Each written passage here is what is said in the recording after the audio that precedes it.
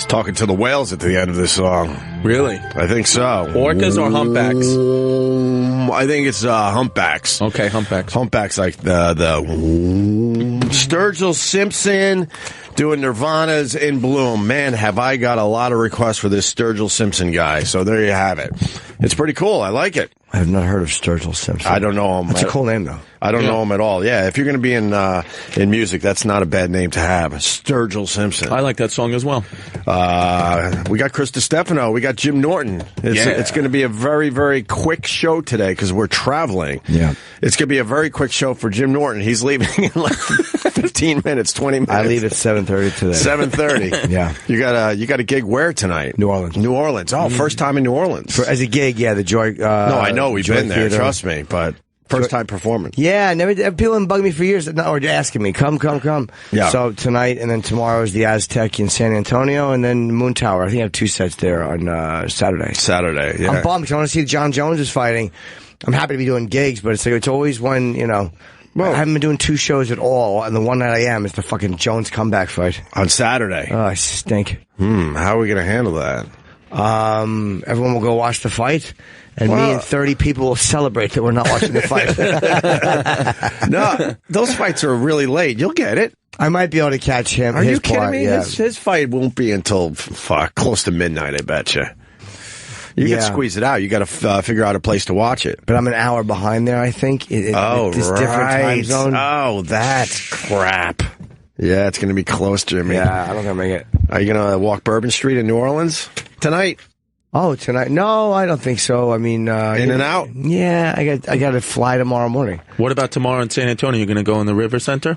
The river thing? What is the river? River walk, I meant to say. I don't know what that is. Oh, I think I heard it's a river, and you walk by it, and there's shops and the mall, right? That sounds delightful. I don't know. You're bringing up the river walk, and you don't even know what it is? I've never been to San Antonio. What, you just wanted to talk?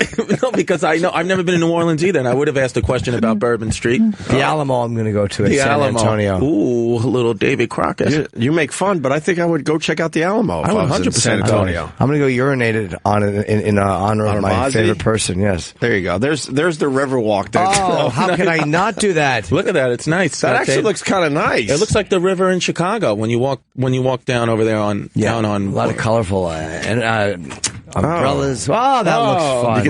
You could take in spring and go for a little stroll, Jimmy. Look at it at night. Oh my God, all the lights. Who could say no to that? And then maybe get on a riverboat. Oh, I'd love to do that. I bet you can pick up the riverboat anywhere you want. Oh, my God. Anytime I go to a city for comedy, I always try to look out and go on their double-decker bus tour.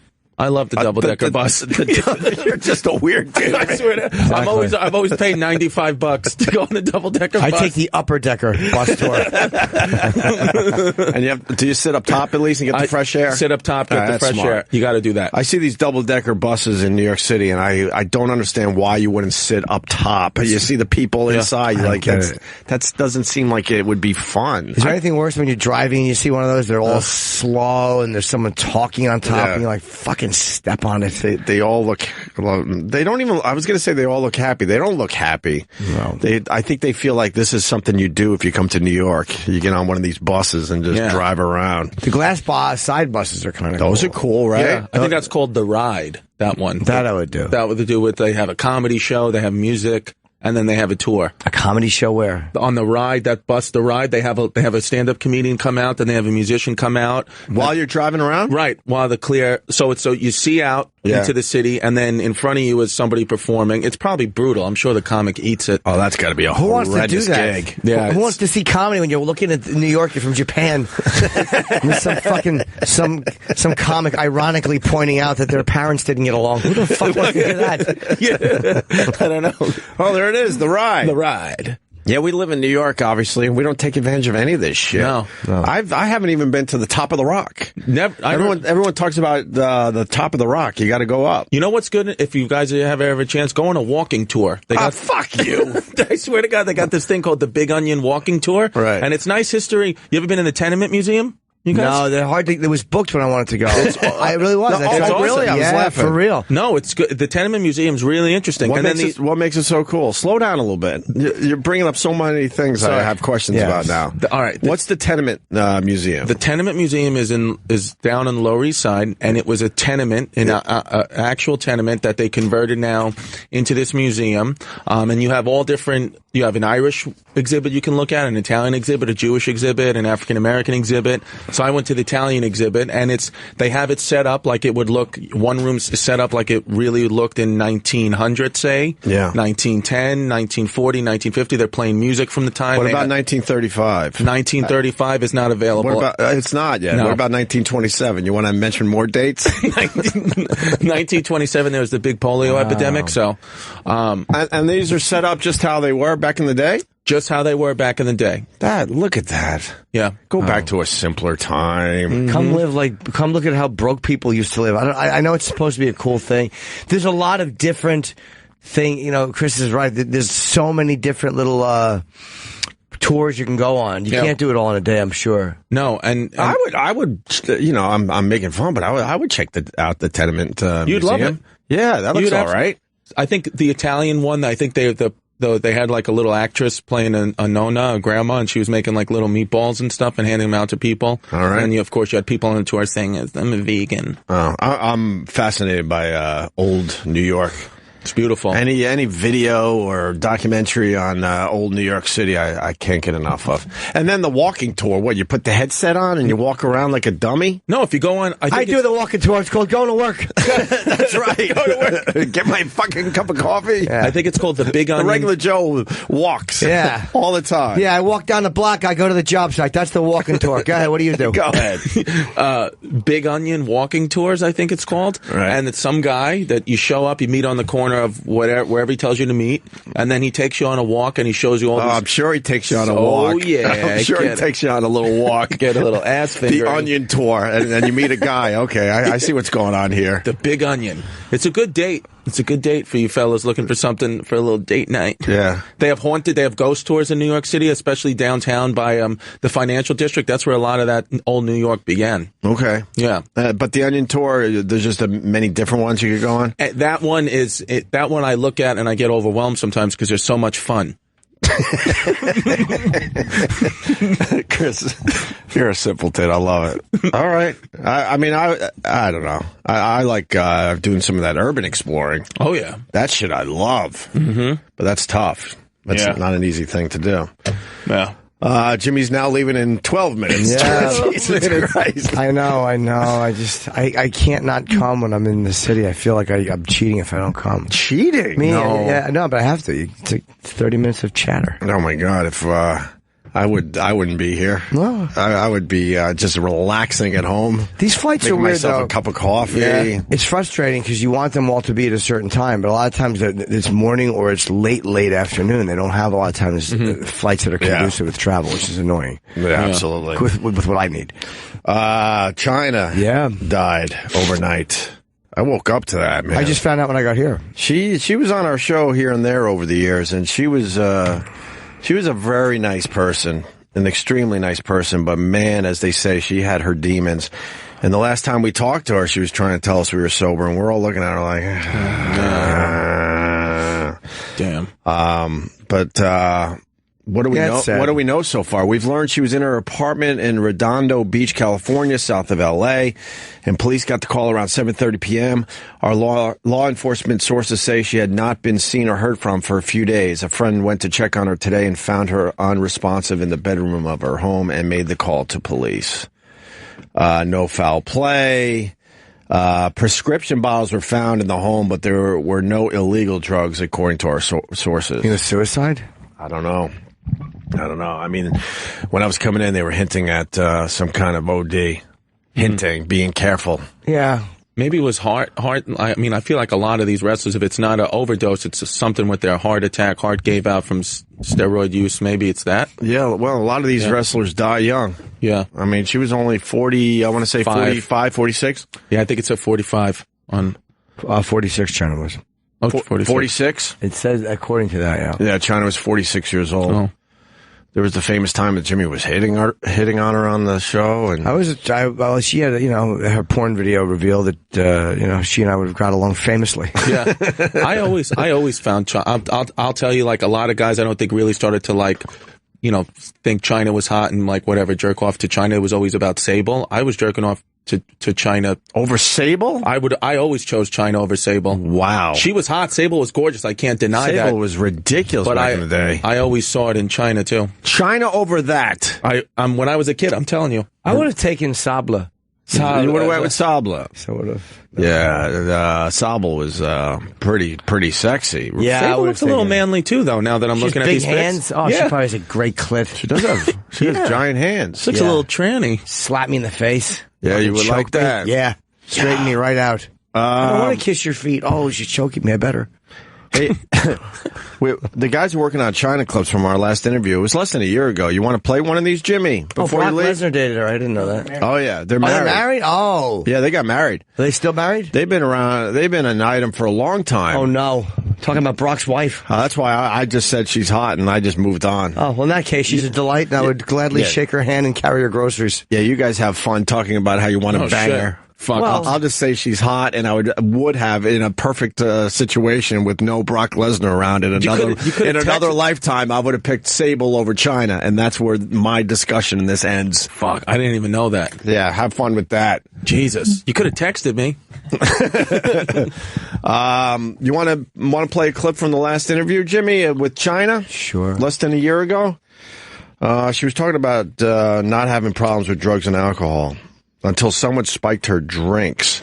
Let's play this clip from the last time we talked to China on our radio show. You did reality shows and stuff, and it really looked like you had, some issues with drugs and alcohol, and you're saying that really wasn't the case?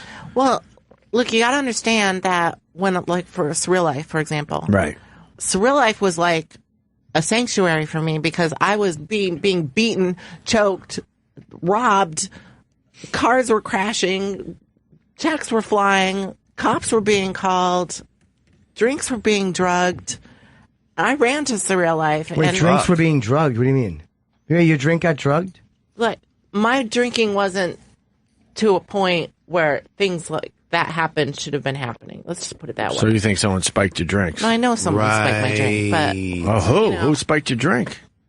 That should be said, man. Yeah. I mean, it can be anybody, all those shady wrestlers. Well, let's just say this. Where were you? There was one shady wrestler. Where were you when one shady wrestler. Where were you when it got spiked? I think I know who it is. In my house. You were in your house. Yeah. Was this person you were dating or no? Yes. Oh, you were dating them and they spiked your drink. Snooker? Was it Snooker? Don't ever leave your drink around Snooker. Just tell me it wasn't Bob Backlund. He didn't walk a roofie in there, did he? Like, here's a lesson, guys. Here's a lesson, people. I'm always kind of like, whatever. When people do certain things, whatever, it's none of my business as long as they can handle their business. And especially with the wrestlers, too, because, like, listen, people have issues, If I know a lot of guys are hurting beyond belief, you can imagine, like, the pain they go through, and everybody has issues. So I would just mind my business, but you see things and hear things, and you never think that's going to be, like, used against you, or like you hear stories, people laughing but you just like laugh along, kind of think, well, that's not going to happen to me. But then looking back, you put the pieces all together. Wait, are you saying that were you date raped? I don't think I was date raped. I think that there were moments of blacking out or like missing a couple days on end. Ooh. With like first drink, first sip, and like waking up and thinking. But it was someone you were dating. Wrong. Yes. That's it for that clip. Wow. Yeah, that was a weird day when she came in here. We were all looking at her like, what is going on with her? I mean, she didn't sound, never saw the clip, but she didn't sound like she was messed up on anything. Did she look like it? It was early. It's hard to tell. She seemed like she had a long night the night before. But again, sometimes people in the morning just don't function well. And if you remember, she lived in, was it Japan? Japan for a while, and she was only in the States a mere few hours when she came on our show first. Oh, shit. Yeah, but she was finally coming back to the States after spending some time in Japan trying to get her act together. Oh. And then a friend of ours, an old friend of ours, was doing a documentary on her. and he brought her in here as the first stop. Yeah. As she came back to the States. So we had like the first interview, as China is trying to reinvent herself. And they were definitely working on a documentary. I know that. So I think I'm with Jimmy. She just seemed like she was, had a long flight or whatever, long night. You can't tell sometimes, you know what I mean, if what it is, because so many of the people that come in hate the mornings. So you don't know, is this person hungover, or fucked up, or just like groggy from getting up? Yeah. We have another track of it says cutting wrists, suicide attempt. You want to do this one too? When did I say this? Every day. every ding dang day. Why don't we play this one too? It's pretty quick. China. Tell me what was happening with the cuts, because they were obviously not suicide attempts. They were just moments of anger, or one to fail. No, they were suicide attempts. Okay. Yeah, I literally had it physically, mentally, financially. I was done. Oh, they're inside. I didn't know they were inside the wrist too. Yeah. They're all over. They're inside, and they're outside, up and down the. So what were you doing? A bunch of them at once? Did them all at once. All of them at once? Yep. That was all one day? What did you use? Hell of a day. What did you use? Yep. I used a kitchen butcher knife. And what was happening in the moment before you did it? It was Christmas, and I had it was year after year after year of just all of this, and I just thought, this is just too much. I couldn't take it anymore. And I made a phone call to somebody I thought would listen in my family and just give me something, little something. And that didn't happen. And I just said, F it. Why didn't it happen? Well, were they not there, or did they just not tell you what you wanted to hear or needed to hear? No, it was my sister. And so I was calling her every Christmas to try and, where's the family? Where's the love? Where's the friends? Where is everybody? Why am I, somebody give me something. And so I would call my sister every Christmas, and then just that Christmas, I had it. And what did she say when you called her? She hung up and instead asked me if I was looking for money. She didn't have any money. Whoa. After she'd taken most of mine, And then, so I was just rock bottom, And then, of course, it was like I was a monster, So I couldn't, there was no way out of it for me.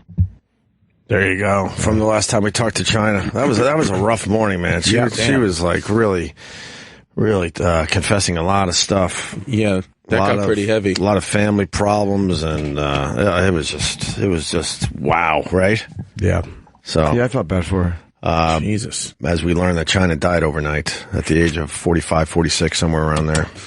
That's just a bummer. Yeah. That addiction's a motherfucker, man. If that's what it was, yeah. I mean, the odds are, that's what I would guess, but, they'll know soon. Right. Unless she had some kind of heart attack in her sleep or whatever. I don't know. We'll see. Before Jimmy gets out of here in a mere 6 minutes.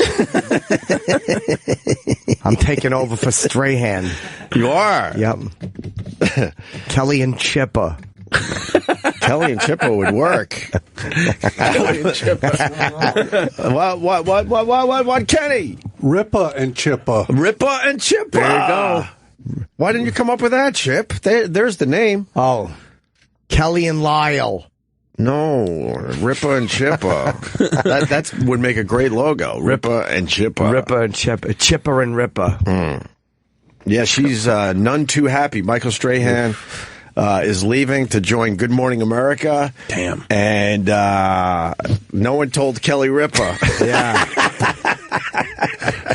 Is that, you think, really? No one told her. And they knew behind the scenes, right? Yes, everybody knew. Wow. Everybody knew. And then Kelly Ripa goes, fuck this. And pretty much, she's, quote, taking vacation, but she walked off the show and wasn't on the last couple days, I guess, right? Yeah, they had to scramble. They had to scramble to get a host because she's like, fuck this. Yeah. So when they finally figured out, because he's not leaving right away, I don't think. September, it said. Yeah, so now, are people going to be watching when Kelly Ripa and Michael Strahan hit that stage again, whenever that is? I think next Monday or something like that. So wow. Tuesday. She's taking off till Tuesday. Next Tuesday? Tuesday. Yeah, she's Erin Andrews taking is a going to be week. in. Yeah. Yeah. Is she? Yeah, she's very suddenly sick. Yeah. Yeah, no, everyone knows what this is about. She's fucking furious. They had some kind of meeting where they told her in the meeting instead of like maybe, having a couple phone calls. People reports that Ripa and her family are on a long planned vacation in the Turks and Caicos, but that she departed earlier than originally planned after learning the news of Strahan's departure on Tuesday. Yeah. So she took a few days for herself. I got to show up for work. Huh? I got to show up over there at rehearsals. For the Ripa and Chippa. Yep. Ripa and Chippa. What's going to be your move, man? They do a lot of celebrity interviews. They love talking to the celebrities. Are you ready for that? Fuck yeah. Fuck yeah. And they play a lot of those fun little games. Yeah. What do you have? You're going to bring Kick the ball through the hoop. Kick the ball. Clean your room, Chipper. I'll play that. So he didn't tell her. Wow. No. She's probably like, why the fuck? Well, I could say this. I could say this. Well, they never really got along. I would never have, honestly, they have not gotten along for a very, very long time. Did not like each other. How the fuck did they do a show? Oh. Wait, me and you son of a bitch. Okay. I got drunk. I got drunk one night, and Kelly Ripa was at like a little event that I was at, and I hit on her pretty hard. Did you really? Yeah, I was fucking like, I don't drink, and I definitely don't hit on women like that. But her, I saw her, and I was like, I remember I walked up to her, and I was like, Kelly Ripa, and she was like, hi, and she was actually very nice. She's like, very nice. I was like, can I get you another martini? Yeah. I was like, can I buy you a martini? And she was like, they're free. I was like, oh. Yes, I just walked away. She's a very nice person. She's very sexy. She was hot in person. She was so hot. But I'll say this. She should not be surprised how this went down. Mm-hmm. Because they did not get along. Right. I know this. Yeah. I absolutely know this. So now she's playing it one way, but she definitely knew they we're not on the same page. And he's going to Good Morning America? Yeah, supposedly they don't have confidence in the whole Kelly and Michael show. I thought it was a huge hit. Like I don't watch it, so you see billboards, and I assumed it was a smash sensation. I thought, it does okay, but Good Morning America is hurting. So what is that? They've seen a drop in their ratings, so they're moving the Strahan over there full time. He's been working with GMA for the last couple of years. Oh, has he? But now he's going full time. And then there was a rumor that maybe they do a third hour of GMA and get rid of Kelly and Michael, or Kelly and whatever it would be. What's going to happen to that guy George Makalopoulos, whatever? That guy from Good Morning America. He's like the host there now. George Alabalakopoulos. Stephanopoulos. Yeah. He's a bit of a stiff. He's a bit of a stiffy. Yes. Is it Stephanopoulos? Something like that. Yeah. We got Florentine calling in. What's this about? Oh. He's got a little scoop on. You got a little scoop on Kelly Ripa there, Jim Florentine. Yeah, what's going on, guys? I wanted to wish Jimmy good luck up there in NOLA, wherever he's going. Thank you, Dr. Steve. I want to give Distefano good luck, too, and whatever open mic pizzeria is hosting. Oh, I'm actually doing Carmine's Comedy Club in Poughkeepsie, so you're very close. Wow, that's pretty good. That's phenomenal. Hey, Jimmy, I was just wanted to know if since you're like alienating your fan base, and I'm divorced, I was wondering if you wanted to room up again, like save money, like old times. Are you Florentine or Dr. Steve?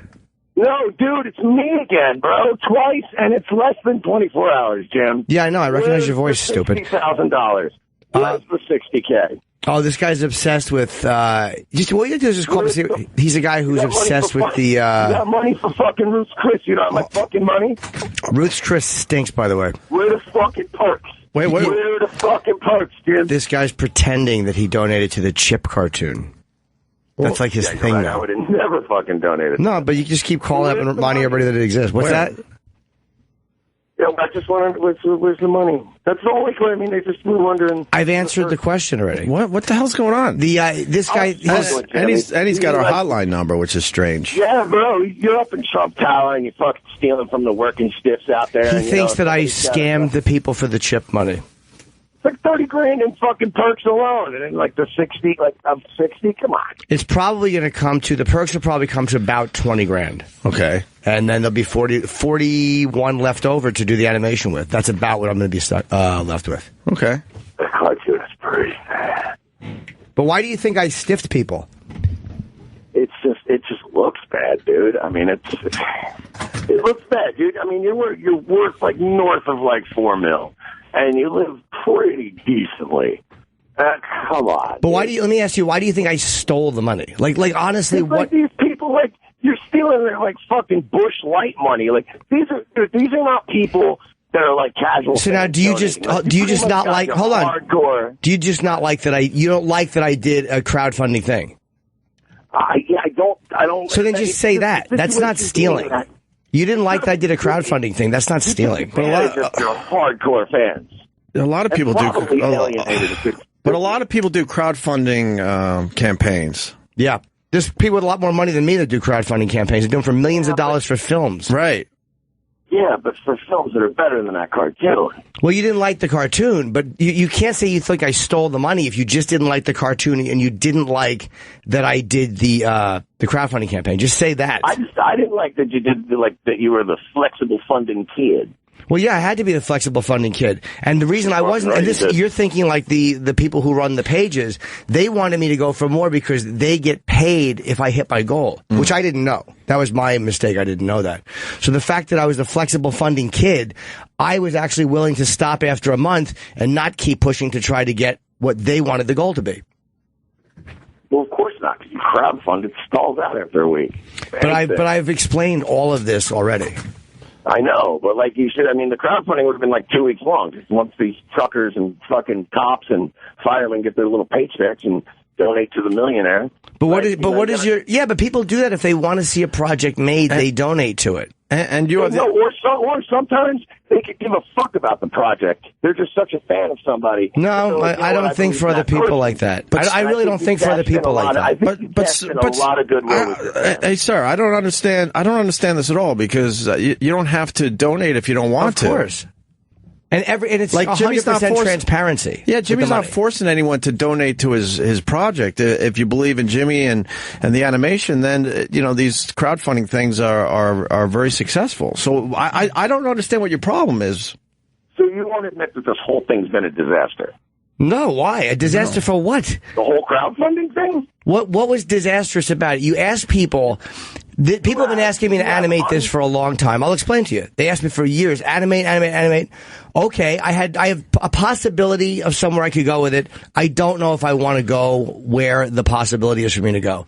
So I wind up crowdfunding it. If people want it, they will donate to see it. If they don't, they won't. That's what a crowdfunding thing is. So you don't think that you've alienated at least... How? Alienating by making it a voluntary thing? It's the same as someone. Nuts? It's the same as someone paying a ticket price. Yeah, that's ludicrous. No, how can alienating by what? It's a total voluntary thing, and anyone who even didn't donate would still get to see it. Yeah. You are a rationalizing motherfucker, man. No, I'm just smashing your argument. You're lying about what you're saying. Like, I'm not rationalizing. You lied. Okay. You lied. You said I stole from people. With 60 grand. No, you probably don't have 60 grand. You lied and said I stole something that I didn't steal. So don't tell me I'm rationalizing when I'm giving you the reason that it happened the way it happened. All right, well, then you conned people. Is that better than steal?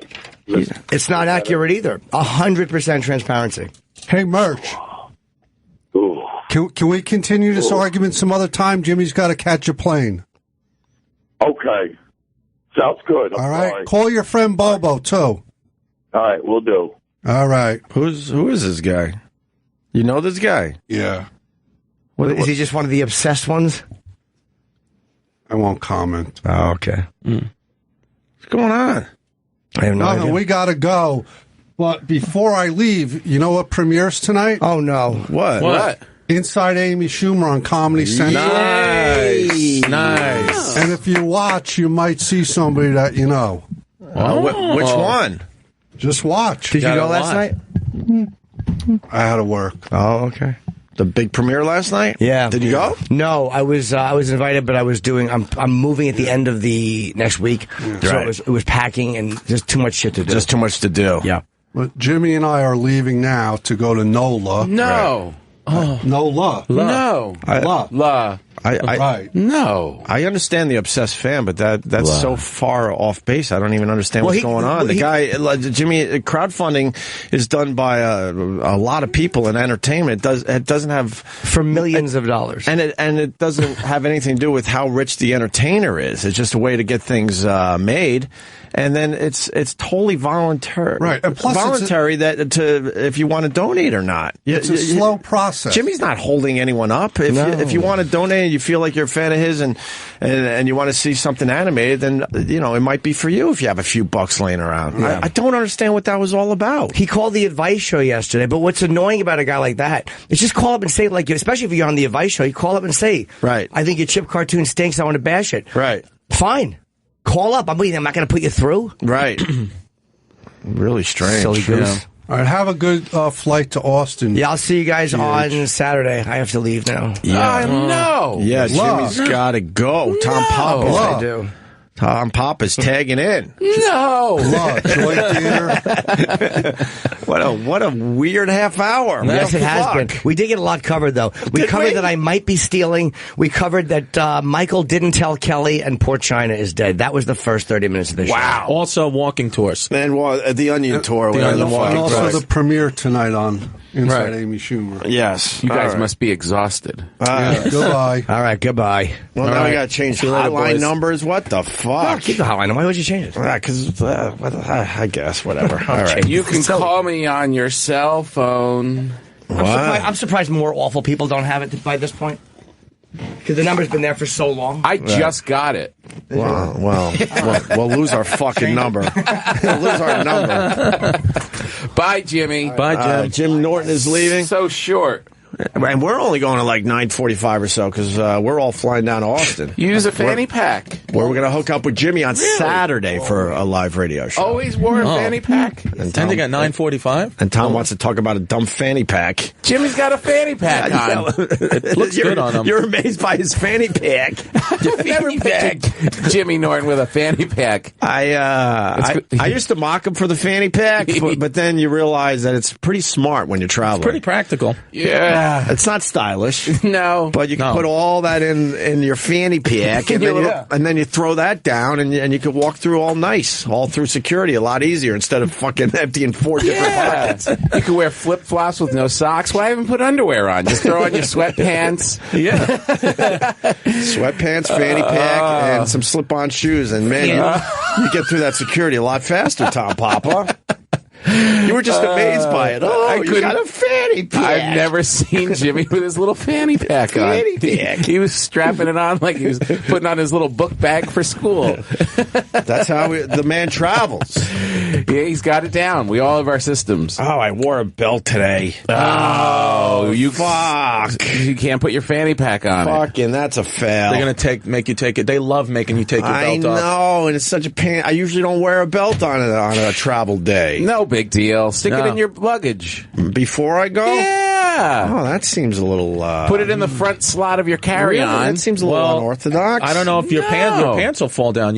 I told you, you look like you lost a cool 10 pounds. Did you? I did, Tom Papa. Tell. What did you do? How did you do it? I'm not eating sourdough bread. That's what's going on. You're not living.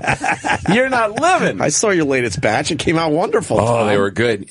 It's at a point now. This is how geeked out I am now. And this is how dependent my family is on the bread. Yeah. Sunday night before I leave to hit the road again, I'm baking bread in a mad fury so the family will have loaves of bread before I leave. Really? We have not bought bread since I started baking sourdough bread.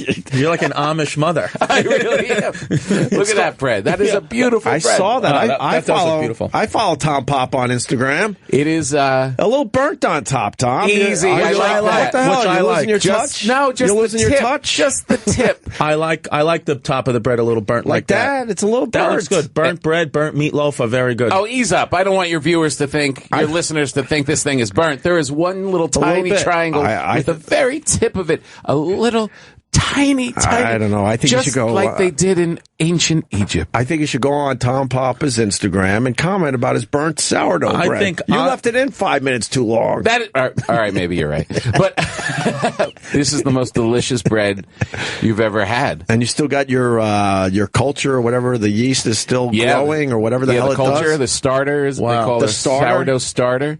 And that is living in my fridge. I had to feed it before I left. And what do you feed it with again? Flour and water. You just keep putting flour and water in there. And all the yeast and bacteria in there keeps eating it. That is so strange. This is where bread came from. This is how bread was first made. You know, one of your daughters, to get back at Daddy, is going to throw your culture out. There's no way. They're going to throw it out one day. It would be like a heroin addict just tossing out a big bag of heroin. They're so addicted to this bread. So they know, don't touch Daddy's culture. No, they know this is where the bread comes from. I think you should They were sending me pictures. They were making French toast when I left. Yeah. They were making, I left an extra part of the starter on the side for waffles and pancakes. How much of the starter you're allowed to, give up for them? Well, are you very careful with this? Yes. Yes? You keep 2 ounces, about 2-3 ounces in the fridge. Always. I've got 2 separate starters. Always.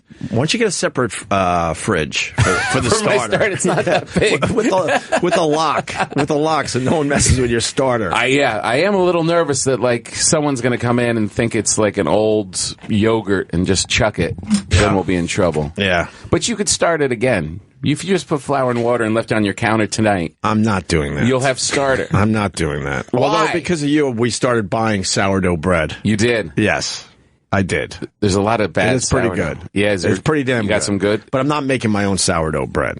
No, that's not happening. I know you need. And you're. I don't think you could start over with your starter. How long have you had your starter? Since December. See? What's the starter? You guys keep saying the starter. I'm lost. The way that bread was made. The first time that human beings made bread. He's making love right now as he explains this to you. Go ahead. In ancient Egypt, yes, people left flour and water in a bowl in this corner of the room, and it was neglected. And eventually, they looked over after a day or so, and that flour and water in the bowl was bubbling. Okay. All of a sudden, it was bubbling and expanding. And they added more flour to it, and it bubbled more and expanded more. And what they realized, or they didn't realize the science behind it, but that there's bacteria, there's yeast, rather, floating around us all the time. The whole planet is filled with yeast. It's flying around us right now in this planet's got a big yeast infection. It's got a big, hairy yeast infection. Yeah.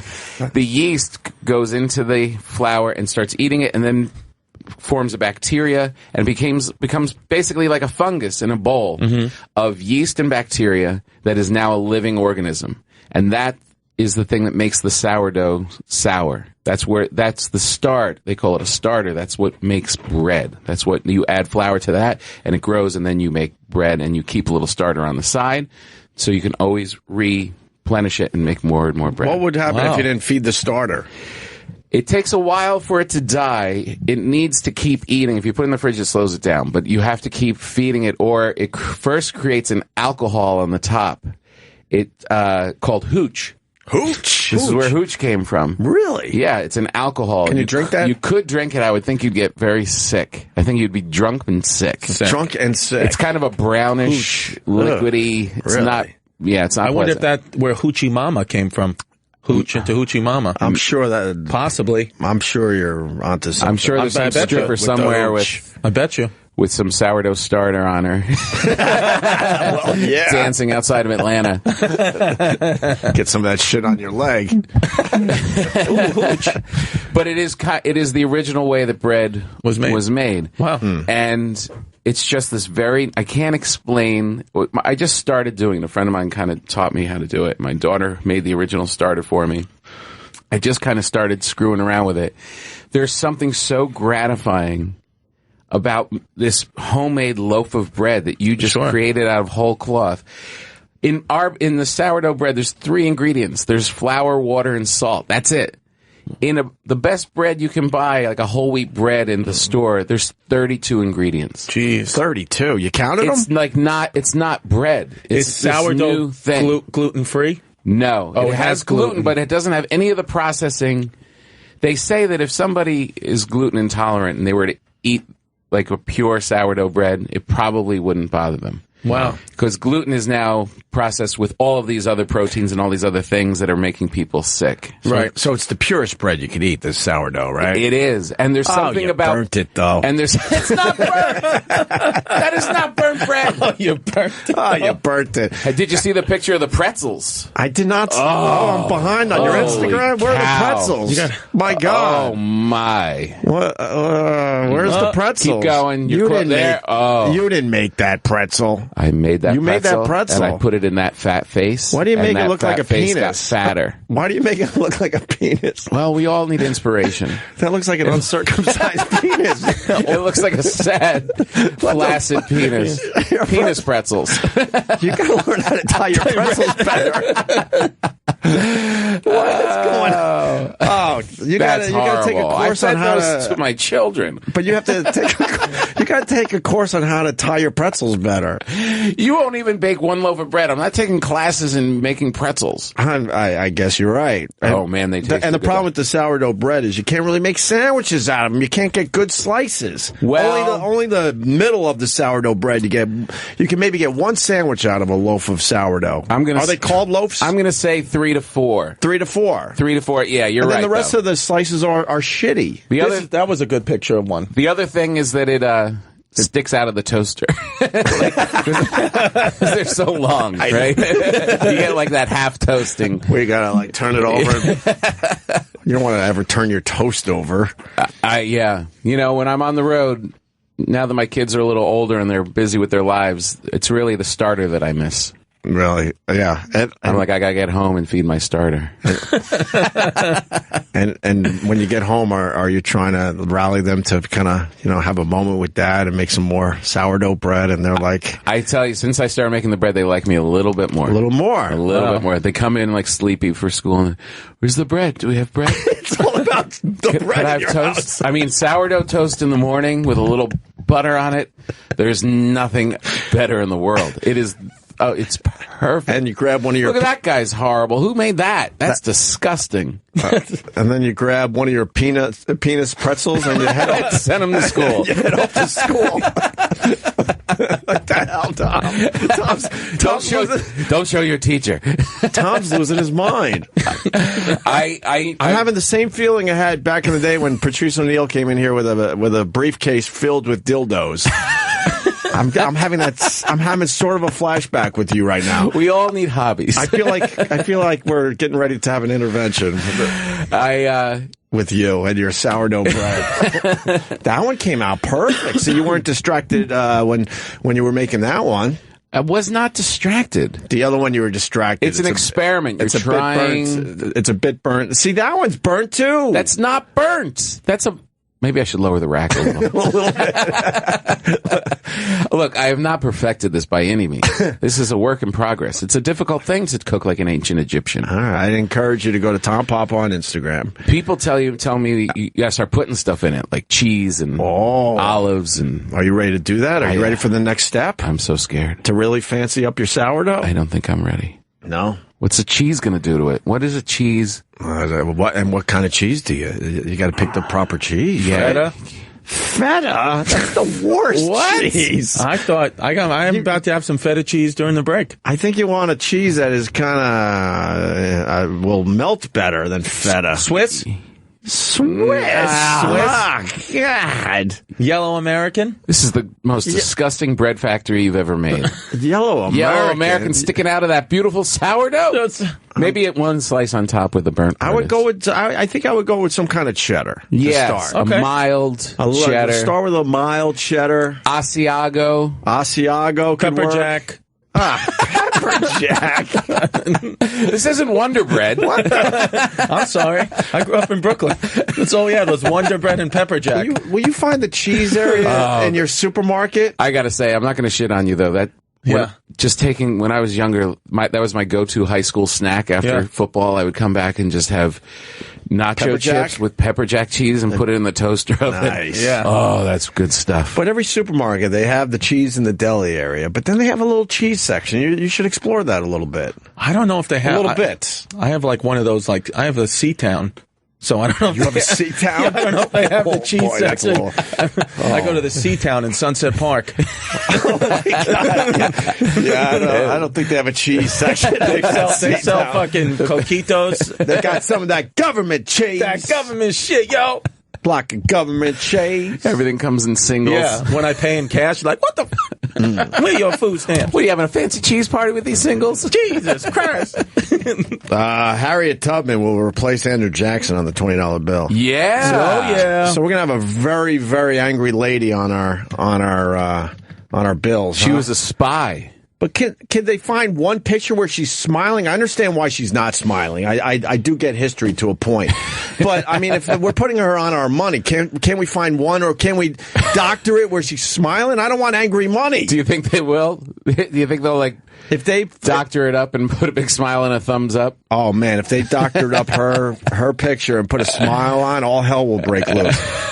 But I don't think I'm alone in this. I don't think you want angry on your money, do you? Well, I mean, the rest of the money, nobody's smiling. Are the president smiling? Yeah, you're right. Yeah, are they? They're all angry. They're all angry. But they're not giving the you motherfucker face. Well, she's giving a you motherfucker face. She was kicking ass. She was kicking ass. I understand. What did she do exactly? I know she was a spy for the Union, and she saved the slaves. The Underground Railroad. Underground Railroad. Harriet Tubman and the Underground Railroad. I think her quote was something like, I don't know, she saved like 1,000 or so, a few thousand slaves, and then she said, I would have saved 1,000 more if they knew they were slaves. Didn't she say, I'm sick and tired of being sick and tired? Was that her? I thought that was another Harriet Tubman quote. I thought that was Robert Kelly. Sick and tired. I'm sick and tired of being sick and tired. I thought she said, maybe she didn't. I don't think she said that. All right. I took a shot. Maybe. That musical really saved Hamilton's ass. Yeah. Andrew Jackson, all of a sudden, goodbye. Goodbye. That was originally going to be the Hamilton bill. Oh, really? Yeah. And he's too popular now. Oh, I didn't know that. So Andrew Jackson's out. It was kind of a weird guy to have on your money. He was a racist guy anyway, right? Yeah, he was always running around with hatchets, chasing Indians and stuff. He was Stonewall. He was pro-slave. Yeah. He was pro-slave. Right. Yeah, but supposedly they're going to work him into the bill, right? It was going to be just Harriet Tubman, and now I think it's going to be both. I think. No, she's got a share. I think. No, I think. I think. No way. Harriet Tubman is the next $20 bill. The first chick on a bill. When is this happening? Chick. 2020, it said. Oh, good. 2020. That's what I heard. It's a long time. It's going to start getting circulated in. But are the $20 bills, are the Andrew Jacksons going to be null and void at some point? Oh, God, no. What's wrong with you? You're going to have them. It's like a $2 Thomas Jefferson. You can still bring him to C-Town. Yeah. They'll slowly fade out because they won't make more. Right. But that'll take a really long time. You'll be seeing Andrew Jackson $20 bills for Jackson will be featured on the back of the bill. Look at that. Look at me, Tom Papa. Wow, smart. Thank you. You know what you're doing. Well, you were too distracted fucking looking up sourdough recipes. I'm reading the fucking news. I was daydreaming about making pure food for my family. For my family. I just don't want her to be all angry and shit, though. Yeah, I can respect that. Yeah? Yeah, sure. It was Fanny who? You can respect her being angry, you're saying? No, I understand. Look, I understand why she's angry. I respect why he doesn't want the angry person on. If she's going to be on her money, I want a slight little, but the only almost smile. A little wink. The only thing I'll say is, though, I think they're all angry. Like, I'm pretty sure, let me see. Yeah. George not smiling, and I got Andrew Jackson not smiling. Andrew Jackson probably has the best hair now that I'm looking at it. His hair, they're not smiling, but they don't look angry. I mean, George doesn't look great. Jackson's hair looks like something out of like the Haunted Mansion in it's coiffed out nice. in Disney. I've never looked at it. Let me see. Looks like a ghost. Yeah. I did a little book report on him in like first or second grade, and I remember being a little freaked out when I was over. Like, this guy was bad. Oh, really? He just ran around with a hatchet, and he like chopped up the White House table and used it for firewood. It was a nutbag. He didn't fuck around. No, I don't know why he was on our money. He didn't have first place. He didn't have time to make sourdough bread. Bad mouthing Harriet Tubman. We got a theme for today's show: sourdough bread. Sourdough bread. I guess it's a good thing. I don't give a fuck. No, either way, it's a great thing. Do you give a fuck either way, Tom Papa? No, I think it is a positive thing, and I think all these old white dudes being on the money. There's nothing wrong with old white dudes. I am an old white dude, but you gotta change it up. You gotta reflect the culture. You need some ladies on there. You need some Puerto Ricans on there. Maybe a little person or two. What's the definition? Little person on a penny. You said lady. What's the definition of a lady? A lady. Yeah. It's like a classy broad. Classy broad. Okay. Yeah. Mm-hmm. All right. A nice lady. All right. No, I think it's great. I don't know who else they're going to put. Susan B. Anthony, I was another one that came to mind. If they were just looking for a women, to get a woman on, it was going to be Susan B. Anthony or Harriet Tubman would have been my choices. Well, we did Susan B. already, right? When she had those dollar coins. Oh, Sacagawea was on a coin. Yeah. No, hey. Judy Gold is what a here. Surprise! You were going to say, oh no. No! Well, I mean, sure. No, you didn't. Ooh, they kissed on the lips. We don't kiss on the lips. I'll kiss you on the lips. Well, now it's going to be kissing awkward. on the lips for years. We've been doing a little more. You guys kiss on the lips? We had a thing back in the day. Yeah. I get the hug. You may be a lesbian. Wait, you guys dated? No. Oh, okay. We wanted to, though. Didn't we want to? For a while. Yeah. A little bit. A little bit? No. Yes. I mean, yes. No. Wow. What do you mean no? I did. You're so I'm backing off because I'm feeling rejected. Oh, all right, good. I feel like Chris Distefano? Yes. Hi, how are doing? you? Nice to see you. You too. I haven't seen you in a while. Hey. Yeah. What does he get? Does he get a I don't fist know. bump at You least? get. Ugh. Yeah. How about a girl being on the money? We were just talking about girls being on money. She would be a woman, actually. A lady. She's a lady. She's a lady. Whoa. I think that's the proper way to say it. She's a lady. She's a lady. She's a lady. But if I wasn't here, she'd be a girl. A girl. Mm. And you have a daughter, don't you? Yeah, she's a girl. Couple daughters. Two daughters. It's all said with affection. Right. Yeah. I've heard that enough. I just want her to be maybe not smiling, but not as angry. I understand why. Okay. I understand why she would be angry. Can I say something? Can I say? Yes. No one smiled in pictures during that time. But they didn't look angry. She doesn't look angry. Pull your money out. Everyone else didn't look angry. Okay. She was beaten. I said I understand why Not she's in the angry. photo.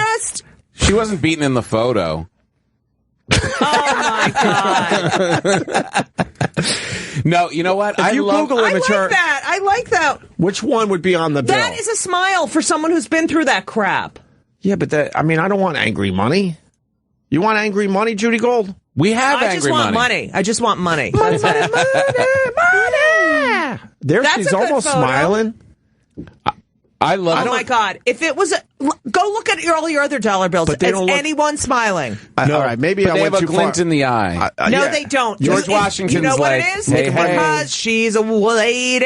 No, back off with the lady stuff. You know it is. No, it's because she's black. You live for a week. We're putting her on the money. Calm down. Everything's cool now. Right, relax. We like girls now. I mean ladies. I mean broads. Oh, relax. This Judy not Gold. Smiling, but not angry. But look at the glint in his eye. There's no glint in his eye. Judy, I went too far by saying smiling, but they're not angry. Look, these people aren't angry. Andrew Jackson's a little angry. She is not angry. That is a smile. She was not beaten angry. in the head. You know who's the most affable is the $100 bill.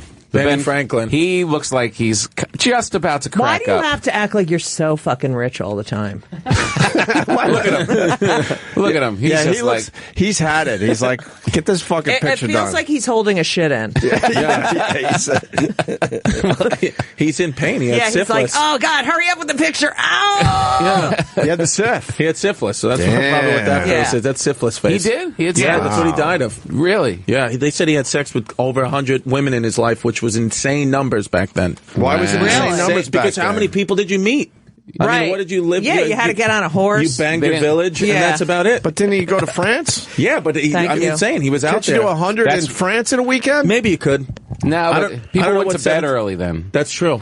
I don't know what 1775 France night scene was like. Oh, man, that must have been some sloppy, smelly Can you imagine being a lesbo then? Forget it. It's 1775 France. Oh, my God. And, oh, my God.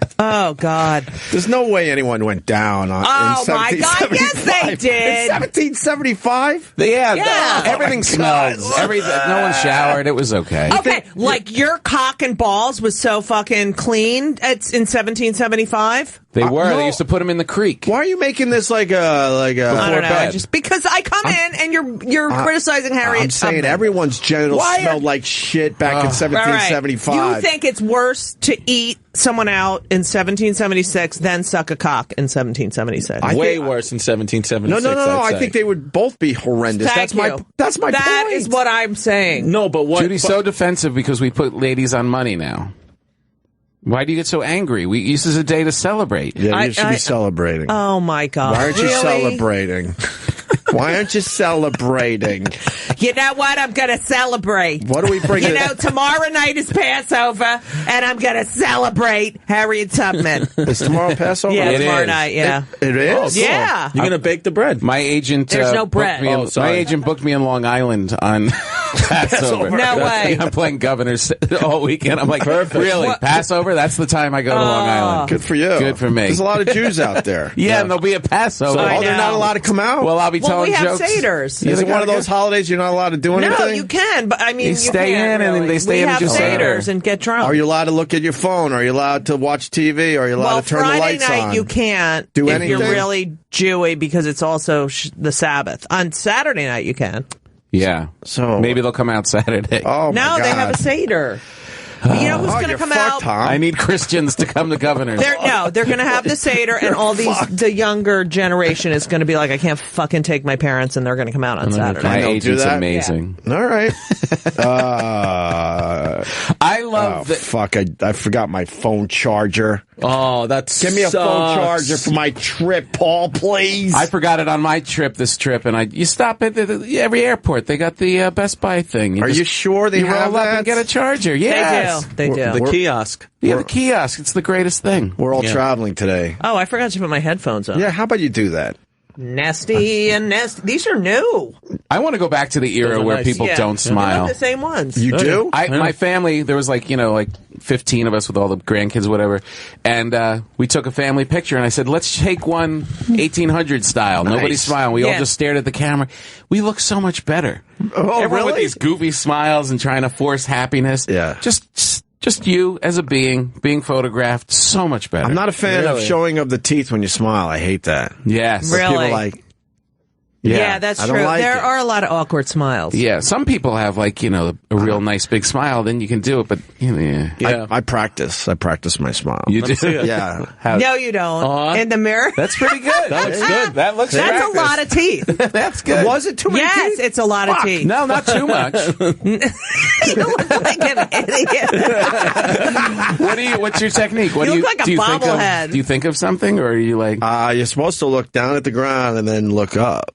And go, hey, what's up? Dick Cavett told me that you fake laugh. Fake laugh. Just fake laugh, like, and it comes out really well. I love Dick Cavett. Yeah. I've been obsessed with him. I read 2 of his books. Isn't he the best? Has he ever been in? Yes, he was in recently, and then I'm like, fuck, I gotta just get his books on tape.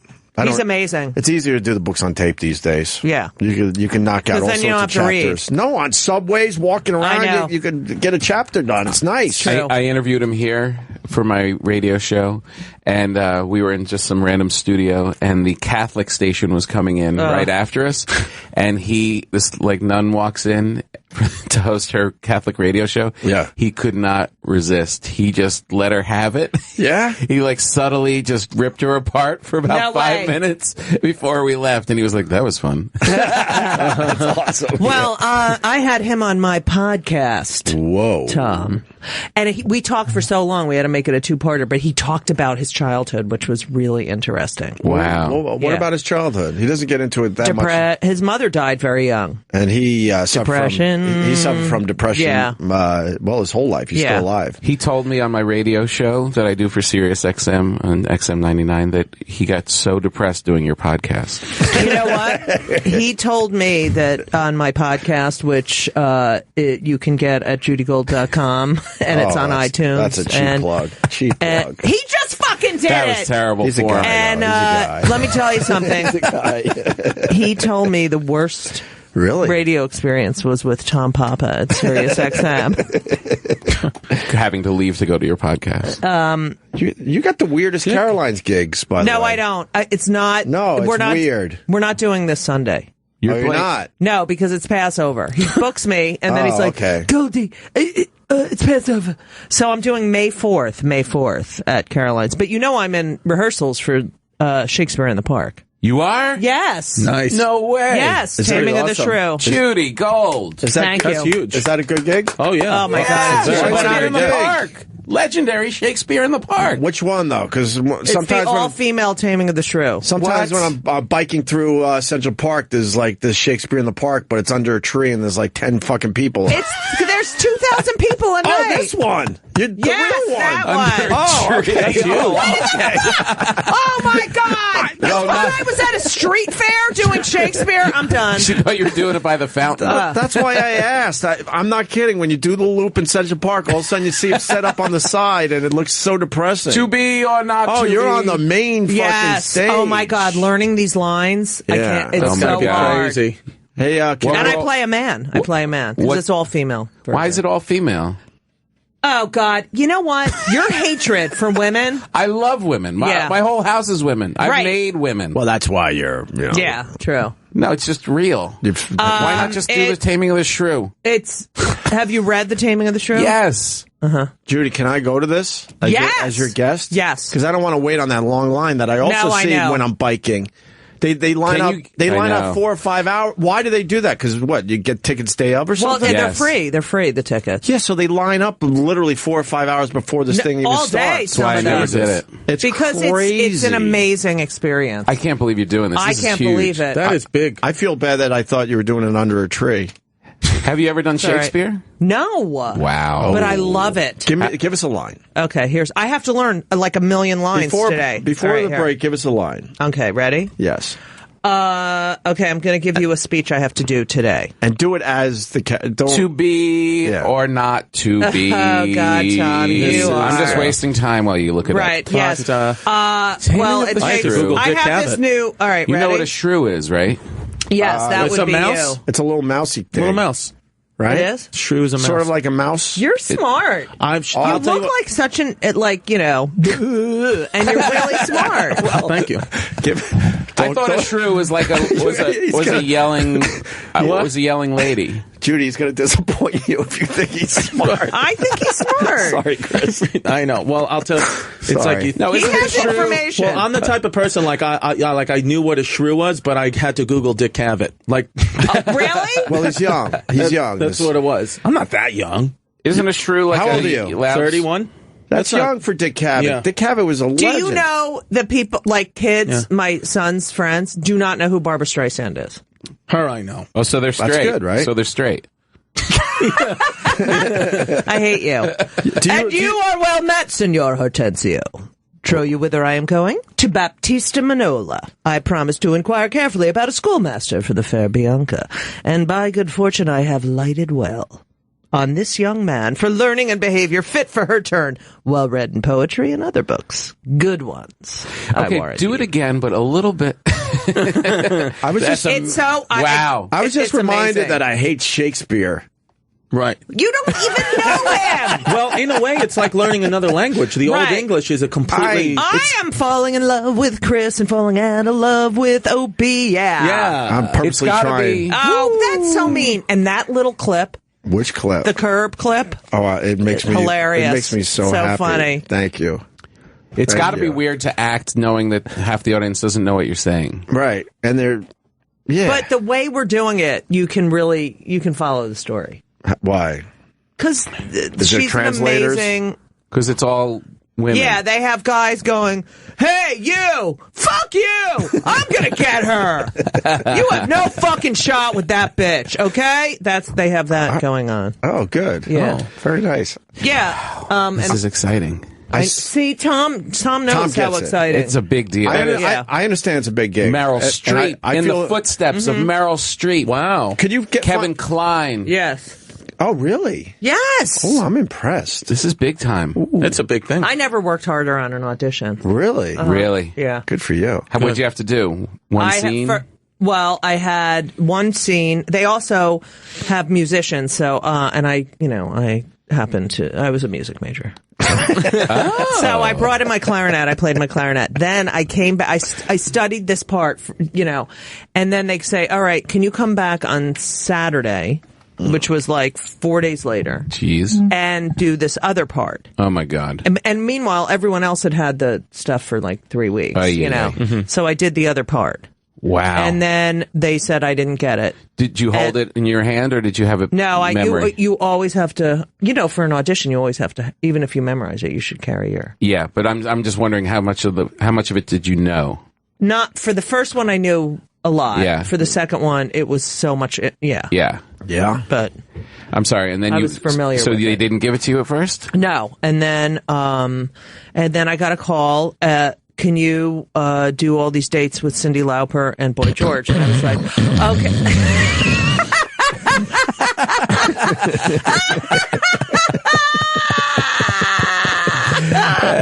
and then I said yes, and then 2 days later they called and said they made a mistake and they want to give me this other. We're very happy for Judy Gold. Thanks.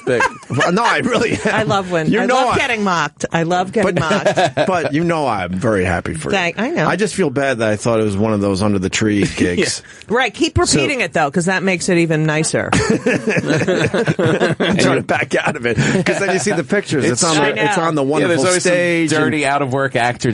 Let's do Shakespeare. Let me tell you. And like I said, it's the one where they line up all fucking day to get into. Mm-hmm. Wow. How many dates do you have? We start previews May 24th. Yeah.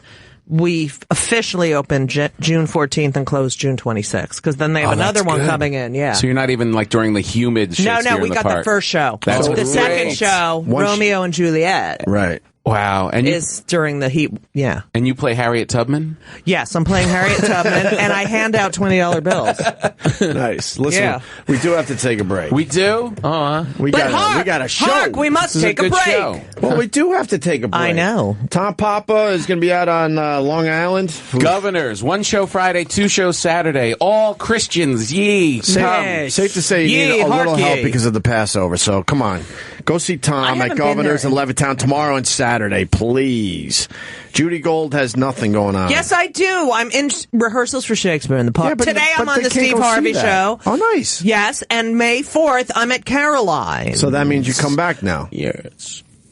Yeah.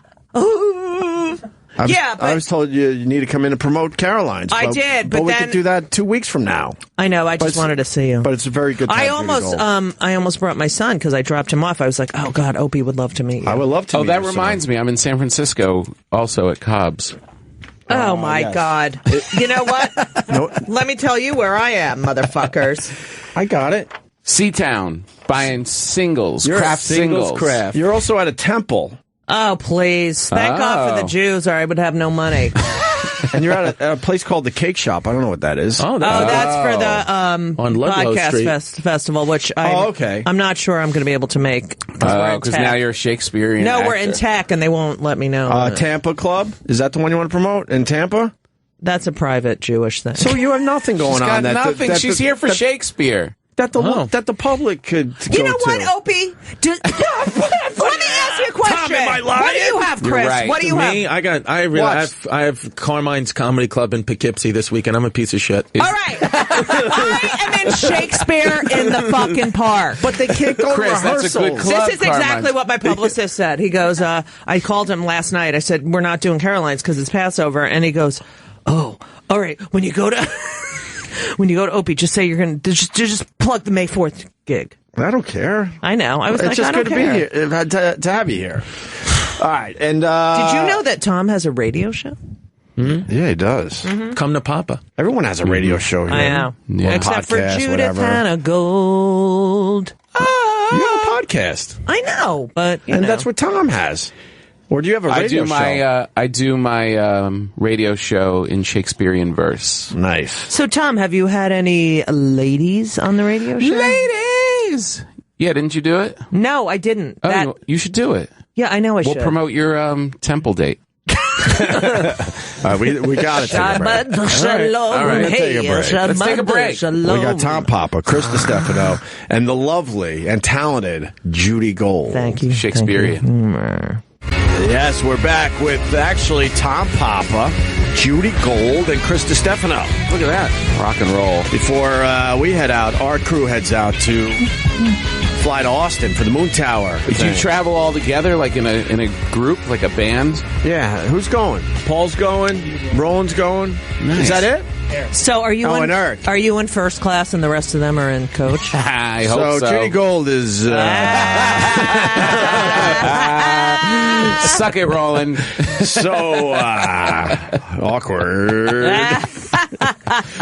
have to just make sure that you... But I'm not eating the cookies these days, so I'll send back a warm cookie. But first They're going to have class to to split it in Texas. half. Maybe I could get two. I don't even fucking fit in coach. I do not fit. You're a giant. Thank you. Thank you very much. Well, you're 6. I know. That's not bad to say. No, I'm just saying. I always ask. Yeah, just calling a woman a giant. I always that's ask fine. for. I don't care. I've heard so much. I don't. Teflon Judy. How tall are you? I think I'm 6'2". 6'4". I was 6'3". 6'4". Right? That means 6'4". You were 6'3" before your knee operation? Yeah. So now they took an inch. It settles. So, and I only had one done. So now, and one scumbags took an inch. They took a fucking inch, man. Those pieces of shit. The Moyle took an inch. Yeah. So, yeah, I'm a little shorter. No, but isn't that? No, coach but my is knees unbearable. hurt. It's beyond. You can't. Remember when we used to travel all the and time? You'd have like the whole row to yourself. I know. What happened with that? They overbooked flights Osama now. bin Laden. Oh. Yeah, it all changed. And they added seats, right? They squeezed a few extra seats into these airplanes. All they do is talk about how obese Americans are, and then they fucking make these seats smaller. Right. Yeah. Well, they're trying to give them a hint. By the way, before I get distracted with other shit, as far as this radio show goes, don't you dare. Everyone is going to Tom Pop on Instagram to check out his sourdough bread. These assholes, God, I love them. Sometimes I hate them. I'm not going to lie to you. Sometimes I hate you fuckers. They're the best. Then other times I love you. And they're just pointing out your sourdough bread pictures and some of the comments. Look how burnt this one is, Opie. That shit is burnt as fuck. Just came in. Opie sent me here to tell you that this bread is burnt. It's not burnt, guys. Well, burnt. In ancient Egypt, we call it completed. Completed? All right. Can I just say something? A couple are burnt. Oh, boy. You know, really? You just got delivered breakfast. Yes. And I look at him like, oh, what's going on? And he's like, sorry. Who said sorry? Well, Tom or Paul? Not me. Paul. The breakfast delivery guy. What do you mean sorry? You want something, Judy? No. What do you want? I'm being such a fucking annoying Jew right now. No, I don't want anything. Here, you have some of my fruit. No. Why would you say right now? Eat it with your fingers. God, I hate myself. Right now? What? Now I feel like I got to get home and like perfect the bread. Even I got to put up nicer pictures. I think that looks really good. No, actually. it's burnt. Judy. Look at the burnt It's part. not burnt. That's the way it is. Nothing worse than I like bread. burnt. You have to scrape off the It's burnt. not. It's one You make fucking bread. You know how hard it is? It's one little peak. Yeah. Call that is amazing. Did you have a bread maker? No, I make it. He makes it. Don't, please, do we have to get Can into I this have- again? can I You talked have- about the starter. Will you make me No, one? Yes. please don't do this. Sourdough? Yes. Yes, I will make it That's for all you. he does nowadays is make sourdough bread. It's not all I do. It's just what Oh, I like love to do. that. He likes it. It's his hobby. I've never had a hobby before. It's hard to make bread, isn't it? It's a little challenging. Yes. Yeah. You know Can what? you do the But pizza thing? I have not. No, I have not done that. Spinning the pizza bread? You could spin. No. Sourdough pizza crust. That'd be fucking awesome. Yeah. And he And you makes could stuff it with cheese. With your sourdough cheese bread. With the Kraft Time for a singles. heart attack. The Kraft singles from Seatown. Yeah. Seatown pepper jack crusted pizza. He shops at Seatown What do you want and he me- doesn't understand real You cheese know, I yet. think the night before Passover we should be talking about bread. Unleavened. You know, we can't eat He bread. also makes penis pretzels, Tom. You do? Yeah, They're not yes. penis pretzels. They're just pretzels. That's a. It looks like- look at his it looks like- uncircumcised- That looks like Hitler's penis because it was all mangled, right? Micropenia. Was Hitler's penis mangled? He had Yes. micropenia, which is Yeah. like a true diagnosable disorder that your penis, he couldn't even, not only was it erectile issues, but urination. I mean, his urethra was shorter than Yes. Big problems. No wonder he's fucking angry. Yep, exactly. But you should kill Jews over that, you know? Jeez, Judy Gold. Over your fucked up penis. Well, someone's got to pay. My God. But, you know, all right, no, I'm not saying What were we going to say? Hey, I think there's got to be a lot of dictators with penis issues. I'm sure. Yes. Oh, you would think. Yeah. I'm Yes. sure. If you got a big one, you don't have time. Right. Look at my hands. Right? If you, you're not dealing with all that other shit. Sorry, Tom. Look at my hands. Hey, Judy, there's two things in the paper today we could get your opinion on. Well, I Harriet think Tubman. I know Harriet Tubman is angry, and I think we should have Kelly Ripa on there instead. Because she's fucking angry. She's really angry. Yeah. You're not going to get a smile out of her. But see, I do know a little something about that story. Really? They did not get along. Right. You know that too, right? I heard that too. So everyone heard that. So why is she surprised it went down that way? Because he made the move. Made the move. And because they never... what's her name? What's the guy's name? Regis? Michael Strahan. No, that Gelman? guy... Yeah, Gelman never told her, and he knew what was going on. Ooh. Wait, Gelman didn't tell Kelly? Gelman didn't tell her till 10:30. This is like a Shakespearean tragedy. Gelman didn't tell her. Nay, I tell you that Michael Strahan. Farewell, Michael. And then she called in sick. She is really skinny. Gelman works out of my gym. Yeah. He looks like a dick. Oh, I know. He looks like a dick. He looks like, I've never officially met him, but sometimes you just know, right? Yeah. You just know. What does he wear to work out? He never would let me on that show. Really? Yeah. He has a problem with... Me too. I don't know. Loud, keep obnoxious. Going. Yes. Gay? No. No. Jew? No. Women? Women, yeah. A Shakespearean actress. And then Regis... He hates Shakespeare because he doesn't understand it. And then Regis works out of my gym. Oh, how's he? Oh, he's not the happy-go-lucky guy that you see on TV. I You know always that thought he was angry. Yeah. When you see him walking around, oh, you're in my neighborhood, so you see him wandering around. Regis Philbin? Yes, that TV persona of his, in my humble opinion, is all bullshit. I met him once. He was very nice. He was talking He's about not stickball. happy. He asked me if the kids still play stickball. He doesn't look happy. He seems a little angry, like, get out of my way. Is that his wife? Yes. That's not his. Who the I worked with his daughter, and she's really nice. He looks like my Nana.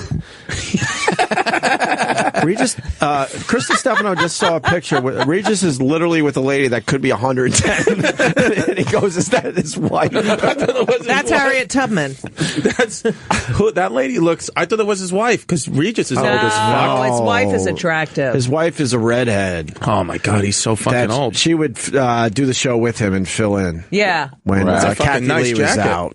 Why do I know this? This is huge. I know. The Opster. But wait, what do you think is going to happen with Kelly? Well, there's rumors that they might make that the third hour of GMA. I know.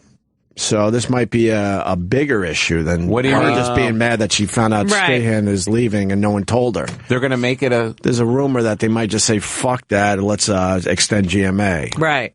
Because he's on GMA now. He's been on for 2 years, but now he's going to be on full time. So they're talking about cutting. So he's the bigger star now. Right. Wow. He eclipsed Kelly. Yeah. And now he's going to devour the whole show?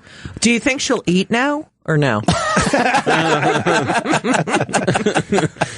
Kelly, have a meal. Come on. Anything. Eat a little. Yes. Wow. And then we got Kurt Schilling. Oh, yeah. He got fired. Wow. I know. But this guy... he wanted to get fired. I don't know about that. He needs the money, this guy. You had to know, when you work for ESPN, corporate Disney fucking owned ESPN. And they gave Caitlyn Jenner that fucking award. You can't be sharing posts about anything.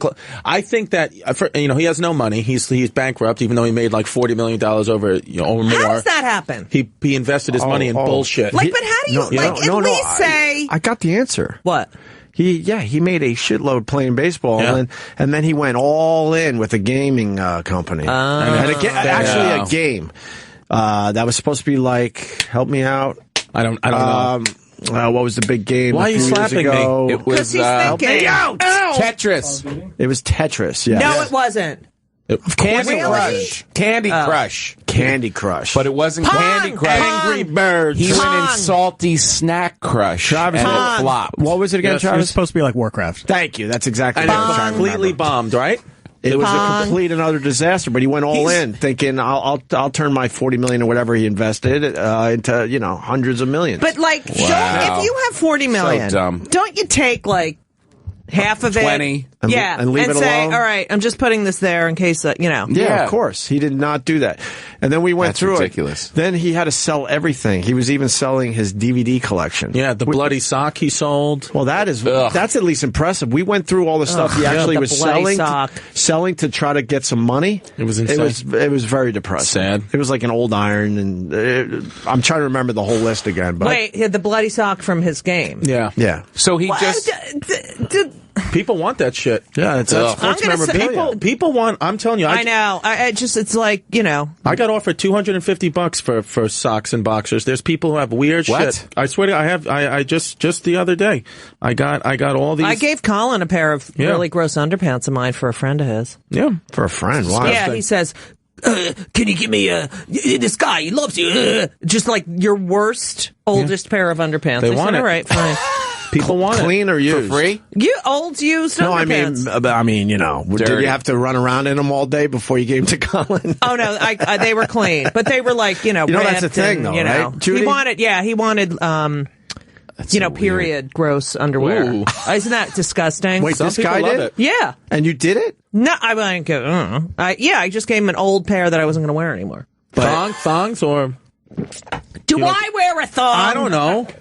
They don't make thongs long enough. I wear French cut. Can we guess the color of your underwear today? I know it. Let me check. Wait, no. Can we guess the color? Oh, sorry. Yes. That's disrespectful. We could guess the color? Yeah, it's a bunch of colors. It's not disrespectful if you ask On ahead of Harriet time. Tubman Day. I'm going to go... It's more than one color, but it's in the same color scheme.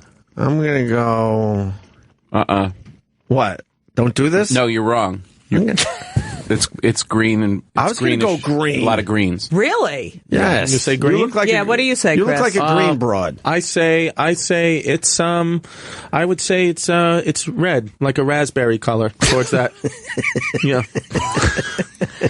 Tom? Green. I'm changing my color because me and Tom can't have both green. All right. I'm going to go with some kind of blue. Really? Yes. Wow. Oranges. No. What is it? They're black, white, and gray. Oh. Shut up! I not even a color. That's not a color. I have pink. That's not a color, though. Harriet Tubman was right. Harriet Tubman was right. You're an asshole. Judy's angry. Take a picture so we can put her on the $5 bill. Cheers! So Schilling says, why is there transgender bathrooms? Is that his thing? He's anti-transgender stuff. Isn't that an old guy just being confused of... Well, he was just saying that a man is a man. No. I don't want to start that off. Well, he was just saying... Wait, you almost had the quote. A man is a man no matter what they call themselves. Right. Right. He really has issues. I don't care what they are. I don't care what they are. With. Oh, yeah, I guess. So he would Men's room was designed for the penis. For the penis. Women's not so much. Now you need laws telling us differently? Pathetic. So that means Caitlyn Jenner should go in the men's room. According to him. Because she has a penis. Right. Well, I mean, but should he get fired over that? But isn't there a whole generation of guys? I don't know. He keeps doing it. It's not like he ever... It was the Hitler thing last year. He has a history of saying stuff, but should he actually get fired for that? Yeah, if you work for a corporation. I mean, the world is run by corporations now. If he had his own thing, he could say whatever the fuck he wants. But this is what happens now. But these are brand new rules. Everyone's trying to learn. I know. Old dudes don't really... They're the slowest to get up with it. I don't know if he should be fired. I don't think he should get fired for that. It is very confusing. You need a little... He should have to go on this little show and say I was wrong. Well, maybe, but why say... He doesn't think he's wrong. Why say he's wrong if he doesn't feel like he's wrong? He doesn't get it. And he works for a corporation that has these, this is what's wrong with this country. But, Judy, there's a lot of people that don't get it yet. Right, but they don't go on and go, what the fuck is this? And they don't work for ESPN. We need some... We need standards a little time. And practices. Standards and... Then do it in your living room and say, what the fuck is with these instead of, you're working for Disney. Well, he also said that Hillary Clinton should be buried under a jail. Okay. We're okay with that, right? That's all right. But the transgender thing. I'm not. Listen, guys, I'm playing a man in Shakespeare in the Park. And I don't like this conversation. That one we're okay with, right? I love Hill. I don't think he should. I don't think he should be fired for it. I really don't. But I think what you're describing is why he got fired. It's not because of this one comment. They're like, this guy says a lot of stuff. He is this kind of a guy. He's just going to do it again. That's why he gets fired. Look, I'll always say I don't think these guys should get fired. But the problem is, going to Judy's point, you should understand the culture we live in now, where this type of stuff will absolutely get you fired. So you got to be careful, because he didn't do it on the show. He did it on his Facebook, right? Right. Yeah. Right, but you sign a contract. In the privacy of his own that you now represent our corporation, and this is how you have to act. You know how many people I think are, on Fox News who are not probably as radically right as that, Sure. Or radically left on, MSNBC, but they want their job. Right. So they got to play their part. Right. And that's what's so sad. But he's saying something a lot of people feel. You got a penis, you go in the men's room. Right. I understand that. I don't, if you met a transgender person and you, what bathroom are you going to use? Could ask them questions. What bathroom are you going to use in Shakespeare in the Park when you're playing a man? I'm going to pee on a tree, motherfuckers. There's plenty of trees in Central Park. I'm going to take my dick out. I'm going to pee on a tree. Look, I think, but to your point, I think there's a lot of people that certainly need to be more educated on the issue. But I don't think it's outrageous what he's saying, because he That's not why he got fired. I mean, he got that. If he would have just if he would have just got hired last year, and this is the first thing he says, he wouldn't have gotten fired. If he's fired from all the previous shit. Here's the difference: if there's hate behind it, true hate, like fuck the transgenders, go use the fuck. Then okay, dude. But it seems like he's saying something that a lot of people are sort of saying. I mean, do they need the Hitler thing? That's what I'm saying. Like, you can't have Hitler one year and then transgender. You can't have that one or the other. If you had one, I'm not saying he's not an asshole, right? I started my career with Schilling, and he was such a lovely man. Really? No way. Yeah. You played for the Red Sox? I was an absolute nobody in Rochester, New York, at WCMF under the tutelage of Brother Weeze. I love Brother Weeze. I know you do. That's why I bring it up. And he took me under his wing and really taught me a lot of shit. And Schilling was playing AAA up there, and we all hung out. He was nice. Was he nice? I hung out with him many, many fucking times. So he got angry as he got older. I don't remember this version of him. Yeah. And then the last time I saw him, I happened to be in Orlando. I think it was Orlando, in a strip club, Judy Gold. Oh, that's disgusting. And he was down there in spring training, walked in with all his boys when he was with the Astros, I think. Uh-huh. And treated me to a wonderful night at the strip club, because I had no fucking money. And that was the last time I saw him. Kurt. But that was many years ago at this point. Well, he was a great guy when I knew him. He's just an outspoken guy. But he says really shitty things. I hate him because, he's the Red Sox. And then I did a show once, and he was in the front row, and he was on his phone the whole time. Fuck and I was like, shit. fuck you. Really? Get off your fucking phone. I couldn't say anything. I couldn't be like, Kurt Schilling, yes, get off the fucking phone. Yeah, you could. I would have. No, but I was at that Comics Come Home thing it's in the Boston Garden. So was I going to say, fuck you, Kurt Schilling? And then 15,000 people would be like, fuck. That would have been fucking you're in a tough spot. But you could have made a joke about, you closing your deal for the Bloody Sock? No, you should have just burned the place down. Yeah. It would have been your greatest moment. I know, right? That would have been Yankee pride. I got booed off stage. Oh, it would have been great. God, everybody's looking at me. They're not going to invite you back anyway. Yeah, there's no chance. Rip it apart. Yeah. All right. That would have been great. So Kurt Schilling tries to defend himself, went on to defend himself in a wordy blog post entitled "The Hunt to Be Offended." In it, Schilling says he didn't post that ugly-looking picture. What picture? Help me out with that, Paul, when you can.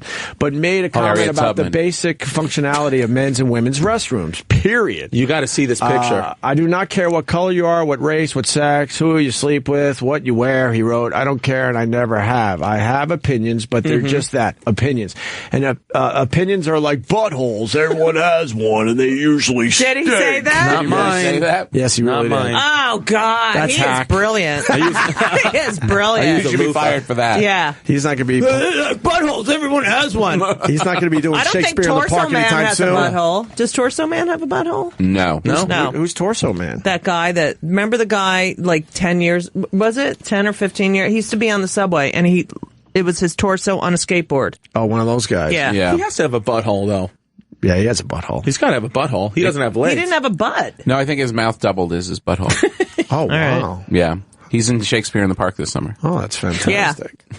He's playing the butthole. Let me see this photo. The photo's crazy. Look at that one. I mean, Jesus. I mean, you picked that. All right. I mean, that's I'm trying to help you out a little bit, Kurt. Jesus. Look at those tits. I'm trying to help him out a little bit, but that picture's a little rough. Let him in to the restroom with your daughter, or else you're a narrow-minded, judgmental, unloving, racist bigot who needs to die. He's got some anger issues. Wow. Is he an alkie? I don't know what he is. I mean, he's got the bloated alcoholic face. I mean, we used to enjoy a few beverages on Brother Weeze's boat back in the day. Him and David Wells, they're the two guys that talked about how many times they played baseball drunk. Oh, really? Can you believe people play like Dennis Rodman and What about Dennis Rodman? He used to smoke pot or get wasted before. Yeah. Like, how do you do that? Because they're such amazing specimens. They're like such superhumans. They're so confident. I think that's what it is. Like if I had one sip of beer, I'd be like, I'm going to die. But David Wells, they don't fucking care. They're like, I know I'm the man. What about? It doesn't matter. I don't get comics who get really stoned. High before a set. And then they're like, no, I'm funnier. I'm like, no, you're not. No, you're not. You're afraid. Well, there's a few guys that certainly are. Or I don't know if they're funnier, but it works for him. Doug Stanhope. I don't know. I feel a few like cocktails. He's fucking brilliant. I feel like I need every syntax in my brain. I do too. That's a better word. The one thing I see with comics that get really high, not all, like stand-ups aside, there are those freaks, but they come off and they think they crushed. Right. No, you didn't. Oh, really? Yeah. It's like this perception. Most of you guys are pretty sober in general, and especially when you're doing your comedy. Yeah, it's a big job. Unless it is, right? Yeah, I can't even have one drink and I'm different. Oh, I know. If I have a glass of wine, I'm like, hey, just louder and more aggressive. I just tell them that I... Really? Yeah. Well, I'll do it for an auction. If I'm like hosting an auction or some big corporate. You'll fool around a little bit. Yeah. Doc Ellis did his no-hitter on acid. On acid, which was insane. That was the best documentary I've ever seen. That's great, isn't it? It's crazy. He said that he took acid and then he ended up throwing a no-hitter. Yep. What's the name of the doc? No documentary. It's called. No documentary. Yeah, like DOCK. Doc or something. Document. But he and he said a documentary. Should I watch that with my kids or no? Because then they're going to drop acid. I think they was it acid or LSD? He took LSD. You can't. Which is Are acid. you kidding me? He used to take it all the time, constantly. He said he got to a point in his life in the major leagues where he could not play baseball unless he was high or drunk. He couldn't do it sober. So every game you saw, after the third year of his career, he was intoxicated. And one of those games, he pitched a fucking no-hitter, which is insane. And he was so... Look at his eyes, you can tell. Yeah. It's kind of a sad story, though. It is sad. His life kind of falls apart because of drugs and stuff. Yeah, but he had a good time. Wow. It was amazing. He had a good time, though. He said he was seeing 3 batters on the day of his perfect game. He was seeing 3 batters, and he would just pitch to the one in the middle. That's the one that he was sure was the one at the plate. You think he's pumping up his story? I would imagine. No. No, you think he's... he seemed legit. Like, he seemed like he really believed it. Oh, I mean, I'm sure, like, there's some stuff, but he was definitely on... But let's be honest, you get a little buzz going on, just a little, you gotta be careful. No, you do have it laser once. fucking focus on some things. Yeah. And if you're a pitcher, that might help you. It's a but I feel like if you do it once and you kill, then you're like, oh, I gotta do this every time. You know what I mean? It's like an OCD thing. Like, I'll never be as good as when I was... It's a great documentary. It really is awesome. Oh, I gotta see that. But then he went nuts. He started like beating his wife and putting shotguns in her mouth and stuff. Yeah, he went crazy. Oh, that's normal. Well, but what I know. But let's. Yeah. I mean, and she was stays asking with him. for it. Yeah, thank you, Tom. She needed to smile. Smile more. I mean, I want to know the full story. Come on, ladies. Maybe she deserves a little of that. You guys are so funny. Oh boy. Now we got another one. I think Chris is so cute. Oh, thank you. Nobody else? Okay. I mean, Opie is my, I thought, Well, he was flirting with me before the show. What are you Like talking what? about? You said I lost weight, I look good. You did. You do look good. Your hair looks good. Thank you. You know, I love Judy. the full beard, but this is good. Well, I mean, winter's I over. know. You look good. You got to show off your sugar, fat-free neck. No. You're not doing sugar? Yeah. Barely. Is it suck? And no dairy. Yeah.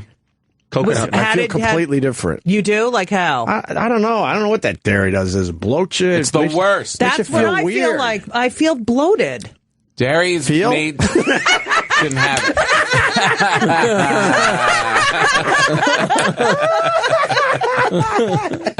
That was a good one. Judy. Feel. Fucking. Oh, I love you. You're in a show I watch. Kimmy Schmitty, Unbreakable Kimmy Schmidt. My wife actually watches, but I checked out a couple episodes. It's sort of 30 Rock-ish. Yeah. Well, she wrote it. I didn't see your. Wait, Tina Fey wrote this? Yeah, it's Tina Fey's show. Tina Fey show. So she obviously wanted 30 Rock to continue. It's very similar to 30 Rock. Unbreakable. It's a lot Kimmy like Hogan's Schmidt. Heroes. It's pretty good. I didn't see your episode yet, but I was told you're in it. I can't wait to see you. I well, don't blink. Oh, really? I play a casting director. A man? I don't. Yeah, so I'm only playing men's parts now. That's correct. Where's the men's room? Unbreakable. And you were funny in the True TV Inside the Comedy Cellar. I didn't see that It's yet. good, that documentary. There's a funny part with you where like no one's sitting at your table and you're like, what the fuck? No, I know. It's a good documentary. I go to the Cellar. I'm doing a set. They're like, we're going to come tonight. No one's at the fucking table. I had to beg William Stevenson to sit at the fucking table. Wait, the day they're filming you at the Cellar, no one's at the table. At the famous table? I wasn't even there. It was. I know. It was like. I think it was. They just did it. Must have done it over like a weekend. Whoever the comics were booked there. Or I mean, some people I'm sure. I was on like a Thursday night or something. Right. I'm always out of town when people do the cool documentary It stuff. really was please. cool. Voss was funny. Voss makes a joke and Asti gets can mad. I tell you? The minute this show goes on, Voss texts me, I hate myself. Yeah. Why? I hate myself. He was funny in it. Yeah. He makes this joke to Leonard Oots and Asti gets mad. Oh, I guess you can't hear it. Should we play That's it? ridiculous. All right, let's play it. This is Rich Voss. Doing Shakespeare in I the think park. he looks good with that beard. Voss? Yeah, you can see less of his face. Let's play this. The best times I've ever had in comedy, hands down, were hanging out upstairs at the back table. What's wrong with you? It looks like you're covering something. You're not bald. You don't need a head. Yeah, but just because you have hair doesn't mean you He can't thinks wear a it's hat. classy. He doesn't know any better. He's trash. You know what? That's why I said I'm trash and she's eating 2 pounds of fries.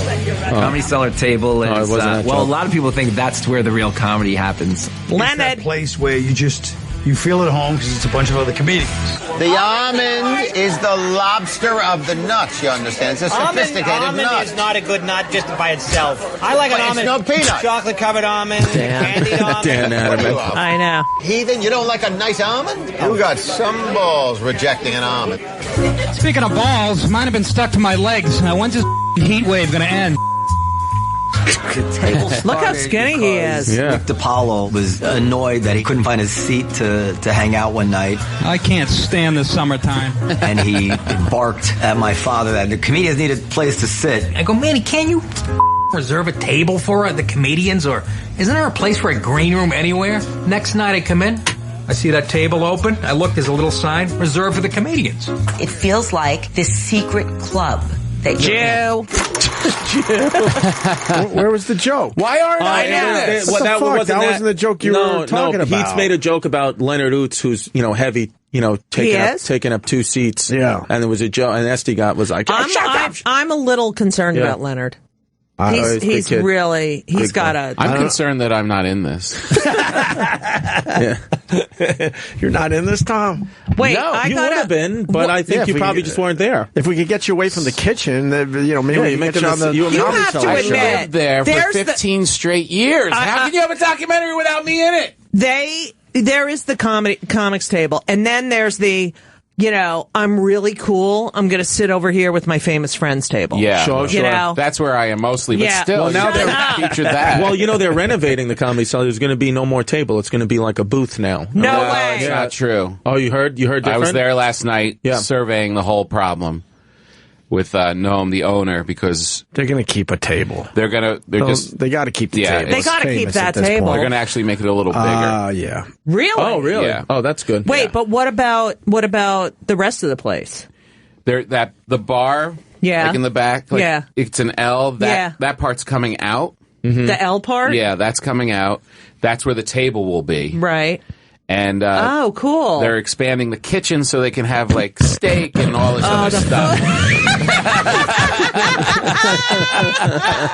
I'm bloated. I'm a little nervous that's why they're doing it, for better food. No, it's going to lose its whole thing. Well, they're changing the menu too. That's what I mean. That's why they're doing it. But they said there's a lot of things that they're going to change. They want to add fancy food. They want to add steak, and they want to add lobster, and they want to be like a real restaurant. Oh, I can't. That makes me so sad. It makes me sad too. Well, I've been there since the 80s. Me too, but you wouldn't know it because I'm not in the documentary. See, watching that. Oh my God, it was on True TV. Still, I don't. That's barely on TV, right? It was good though. It was interesting. If you're a comedy fan, you should watch it. Well, great. 9 o'clock hour, we're going to study the blueprints of the new comedy. That's the only thing they kept was no one sitting at the table with me. And then they had you were in it. You were you had a whole maybe the second half. You were in it. You got to put girls in it. Yeah. But I didn't smile, right? No. They had a clip of you on stage doing jokes. Hey, son of a. Before the break, can we talk about the Blackhawks player? You know the called story, the referee right? F word. Yeah, well, be careful. Don't say it. Be careful. He called him a what word? An F. The F-A word? F-A double G? With a couple G's in there. And the T. He didn't just do it. The whole thing with the T. So no good. You can't do that. You can't do that as a hockey player? You could say F-A-G, no problem. But you can't say the rest of it. You could say it as I-T, but not O-T. Can you say it if the guy isn't gay? Is he gay? Well, that's my question. That's my question, sir. Oh, yeah, that was good. If he he's called straight. him an effing F word. Oh, that's He said, bad. F you. Oh, I can curse Judy. on this. Fuck you, you effing F. You could say the word, Judy. No, I'm not saying it. Oh, all right. Which word? The F word. The second F word. The F-A one. Yeah. With the 2 G's? Yeah. Farfanugan. Like Bob Saget. Is he? Here's my question: if the guy's actually not a homosexual, is he gay? Or if he's not gay, is he? Isn't that okay to say if you're angry or no? No, that word is really bad. But I mean, I don't think it's just a bad word. In sports, as my kids are huge sports people. Yeah. And they have. I know I'm going to come out on your show right now. I'm gay. What? Anyway, well, no. and they are like, they're like really, they hate it. They have screamed at people. It is, when you're, part of that community, it's like the N-word. Yeah. Yeah. I knew it was a bad word early. Like I was, 13, 14 years old. My dad is like, just a dirtbag from Italian guy from Staten Island who like would compulsive gamble on me. And one time I said that word and he pulled me aside. I was like, hey. You don't ever say that. Don't say that word. No Anything kidding. else is okay. You can drop an N-bomb. You can gamble on your kids. But don't you call anyone and that word. He had no problem with the I N-word. love your father. Yeah, he was very... Even though he was a shitty father. He was a great dad. He just had his own issues. He made him play basketball for money. How crazy is that? No way. How crazy. I would, yeah. And it made me a better player. He had skills. And his father would set him up in games and put some action Put some money down. I Walk remember up to you kids. telling Nothing me wrong with that. Yeah, but just a little bit. And play How some ball. much did he win? I mean, I never saw any of the cut. I was a kid, but he would. I mean, because he would go down to the Bushwick High School playground down there, and those kids, they all were doing it. So my dad would be like, "Hey, but you're not going to beat the white boy," and they'd be like, "Yes, I can. I'll fuck his ass up," and then I would just win. Would he yell at you if you lost? Kind of. Yeah. He would yell at me. It would be about I didn't do what I was supposed to do with my skills. It wasn't like I lost the money. He'd be like, "Oh, you didn't shoot enough shot," Right. I got to do that with Ben. Well, if he can play something. He's amazing. But What sport? He's really basketball. tall, though, so people aren't going to take that action as much. That's why. But he's white. Right, but I was white. I had like a mushroom haircut from Supercuts. My dad would make me wear like this turquoise tank top. Like I look like an asshole, but I could play. So he purposely, like, Oh, yeah. he probably told you to comb your hair straight down, look kind of nerdy. He would put on the wrong, like, shit. Sure. We should have a basketball game with you guys and Ben and whoever else is. Like, I'd shoot around. Pete Davidson would play. Sure. Yeah. Would you play? Of course. All right. I love Ben playing ball. You'll love Ben plays with all these older guys. I would imagine he's Andrew Schultz he's is very very good and he's very tall. So you think this is bad, even if the ref's not gay? To be I know that word. That word is bad. Word. Was he gay? But in sports, when it's not okay. Not okay. It's not okay. Ever? You know what? I am all for free speech and not being Obviously politically you're not. correct. Except for this. Except for it's just and that the girl if thing. you meet kids who are living in Montana and all they hear is the that word. Right. Bob Saget. If all they hear is Saget, and then they fucking kill themselves. I mean, it's hockey. Because the same okay, sport so where they fine. beat, it's fine. No, it's the same sport where they beat the shit out of each other, isn't that? All right. Isn't that pretty bad get to a see new for? vocabulary. Expand the vocabulary. It's just like I remember I went to an all-boy Catholic high school, Archbishop Malloy in Queens. Did you get a little of the Pishka deal? Yeah. No. Well, how it was? How close? Well, here, let me tell you what would happen. How close? I'm going to be honest. This was a typical Tuesday in Malloy. You would, say you'd have gym class with Mr. Rogers. That was honestly his name, Mr. Richard Rogers. Good dude. He was the hockey coach.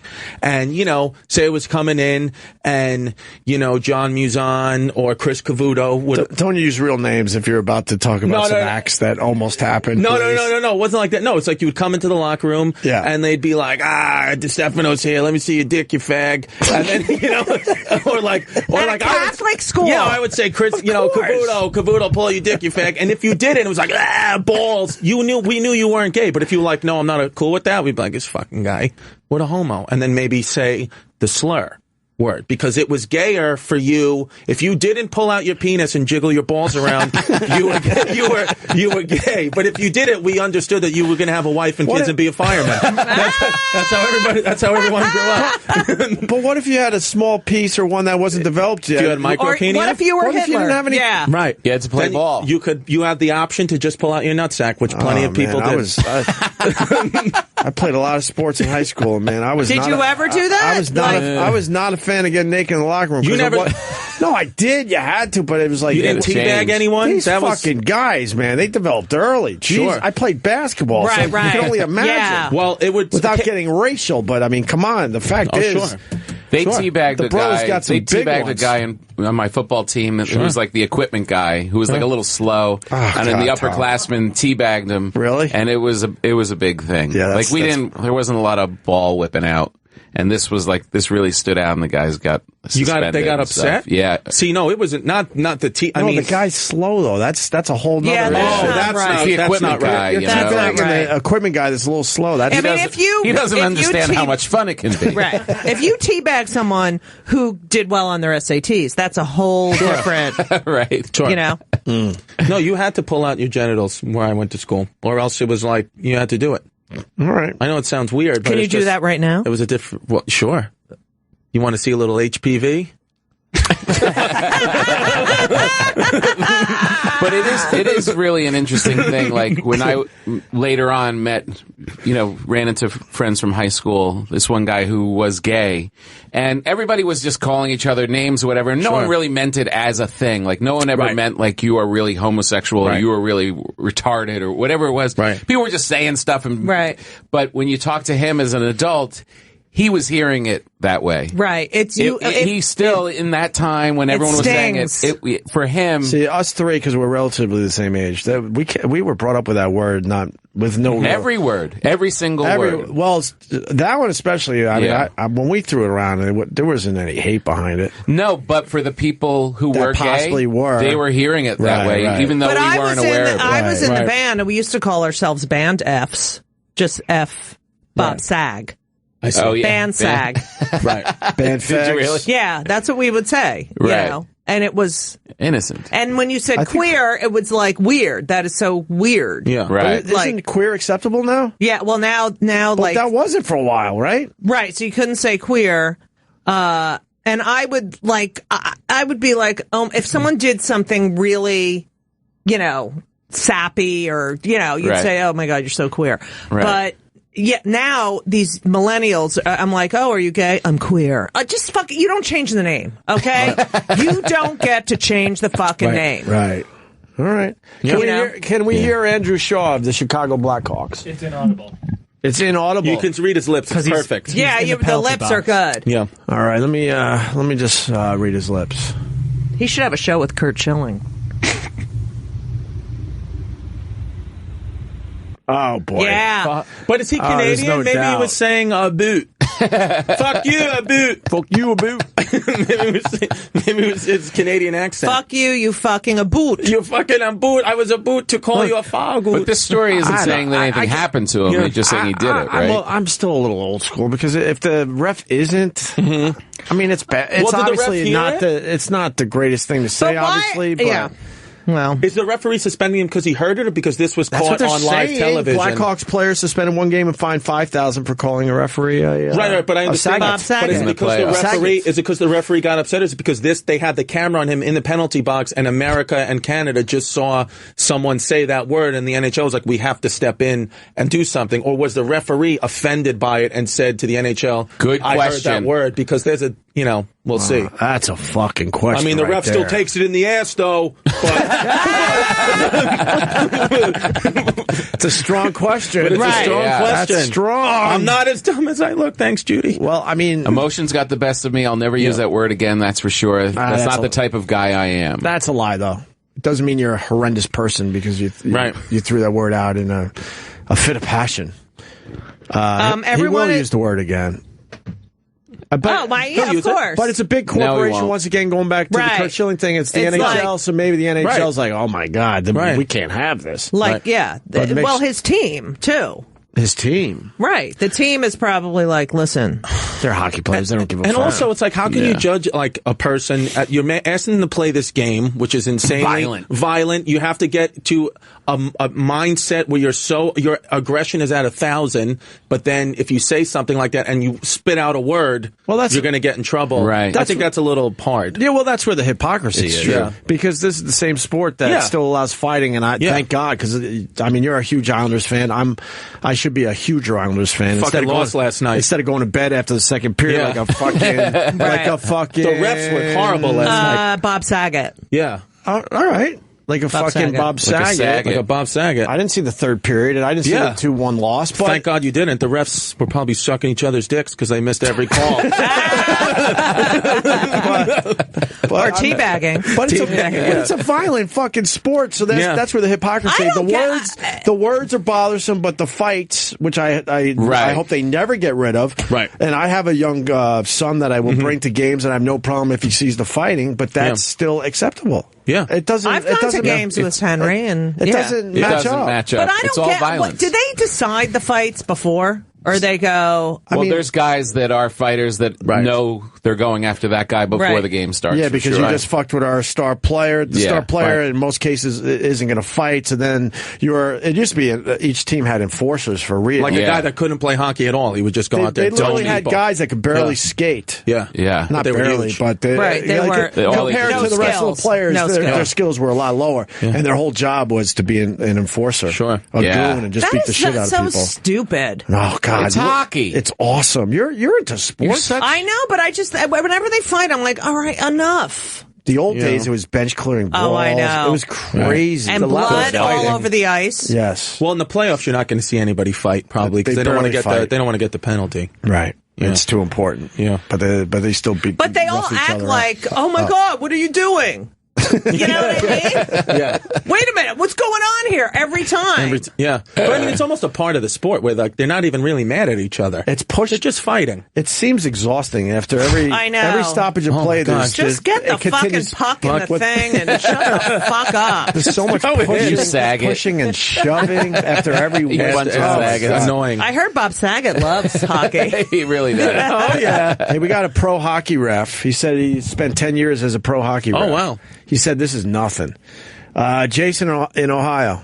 NHL referee, or what are we talking? Every level but the NHL. I did all through the minor leagues, and Okay. I know two of the officials from that crew. I went through the minors with one of the guys. Okay. If he was referring to Chris Rooney, the referee, he's definitely not gay. I can vouch for that. But why'd you make a pass at him? Yeah, you. Oh. Good night, folks. I'm sorry. Go ahead. So what Chris said earlier is probably more the truth. It's probably with the microphones and the camera picking it up, being on a national broadcast, because I was called way, way worse than that. What's worse than that? Oh, I was called a sawed-off cocksucker. I was called That's a good one. a drunk fucking... Yeah, I'm sorry, I'm not going to use the word. I don't want to get anybody upset. But I've been called, tirade-laced. And the one thing the NHL, because a lot of stuff gets experimented with in the minor leagues, they started calling hockey a product probably like the late 90s, early 2000s. Mm-hmm. And that's kind of where they wanted a huge crackdown on their ethnic slurs, mainly more with the N-word, because there were black players coming through. And actually, a player called a black player when I was in the minors the N-word. And I remember that was a rough one we had to contain, because the guy, I can't remember his name, he was like a 6'6", like 250 enforcer. And wow. It took our entire crew to take the guy down after that. So, yeah. All right. But it's mild. That's mild. I think it's more it's the TV and the microphone situation and that aspect. But stuff that you don't get picked up on microphone. Yeah, I think the NHL, they felt like, wow, we have no choice. This word is a hot topic these days, so we gotta show that we're doing something. I think it's more along those lines, because they're treating it as a product and not the right. game But anymore. they know this type of shit is happening all the time on the ice, where everyone's calling each other all sorts of stuff. It's incredible what Yeah, I believe you. But No stuff doubt. I said back to players is probably equally as bad. So. Do you think that, like in a playoff atmosphere when things are so violent and so amped up, that it's reasonable to ask these guys to watch their language, or do you think... No, that's unrealistic. Impossible.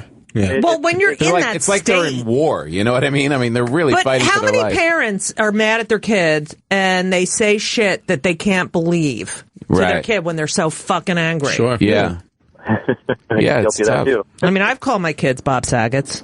Well, they are. They are. Have you really? No. I don't know.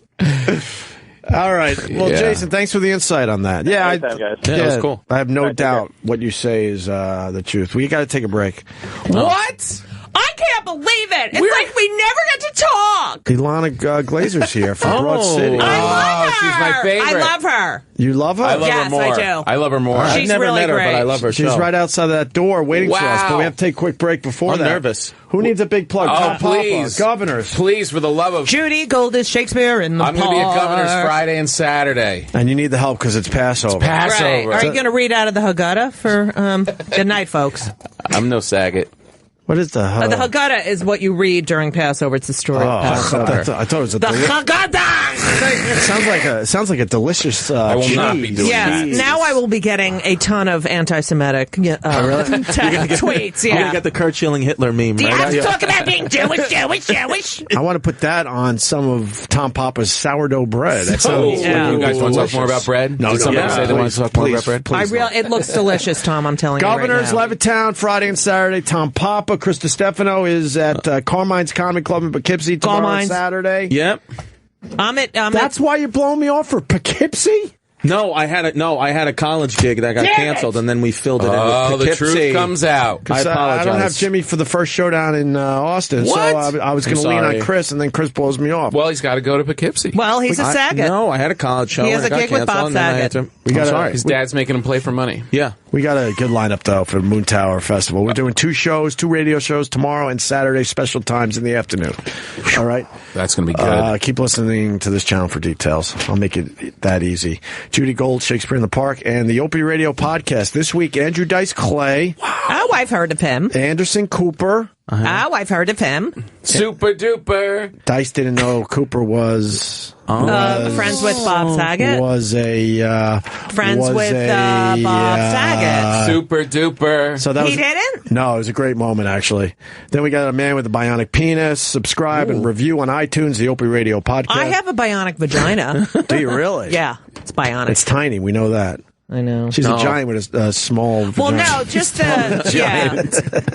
small vag. That's okay. It's just relative. It's very sweet. It's it's cute. It's cute. Roland is panicking. It's tight. She's Roland's going scheduled nuts. for 9:15. We'll be back with Ilana Glazer. That's okay. Oh my God! Those eyes. Also, China, who did our show many times over the years, passed away overnight, and we posted videos of her last appearance on. I posted a few, and then we got a bunch on Opie and Jimmy. Our Twitter is Opie and Jimmy, so go there if you want to see China for the last time on our show, I guess. All right. Well, that's Eliza Glazer next. Stay there. We're on the radio. Busy We're show. on the radio. I gotta leave at 10, but if you guys want to continue. What? I gotta learn my lines. All right. I have to be someplace. There she is. Oh. Ilana Glazer. How great you are. You're one of my favorite people. Thanks so much. She's so great. Chris, nice to meet you. Yeah, we've met. Chris Distefano. I was just saying, I don't think I've ever met you, but I've always been a fan of the show. Hi. They all, you know what, Alana? They're just trying to get parts on the show. No, I already auditioned for the personal trainer. I didn't get it when it first came out. I auditioned for one of the biggest roles. I'm sorry, I wasn't good. I'm still not good. I apologize. City, right? Yeah, I'm sorry. Also, Chris, no, I think we have met, but Really? yeah, just In passing, maybe. Are these working for you guys? Yeah, maybe. I don't know. There we go. You know, she's TV. She's not radio. Yeah, she doesn't need to wear How these are headphones. you? I'm good. Good. I'm good. Did you guys? What did I do? No. Did Harriet you Tubman? celebrate Harriet. 420 yesterday? 420. You know what? Yes, we got fucked up. Did you? Oh, yeah? No. No. You didn't. I wanted to, but I have to learn these lines. Shakespeare in the She's a Park. big I'm in pothead. Shakespeare in the Park. Yeah, congratulations. Thank She's you. taming That a is shrew. so cool. Are Thank you you. taming a shrew? Yeah, Taming of the Shrew.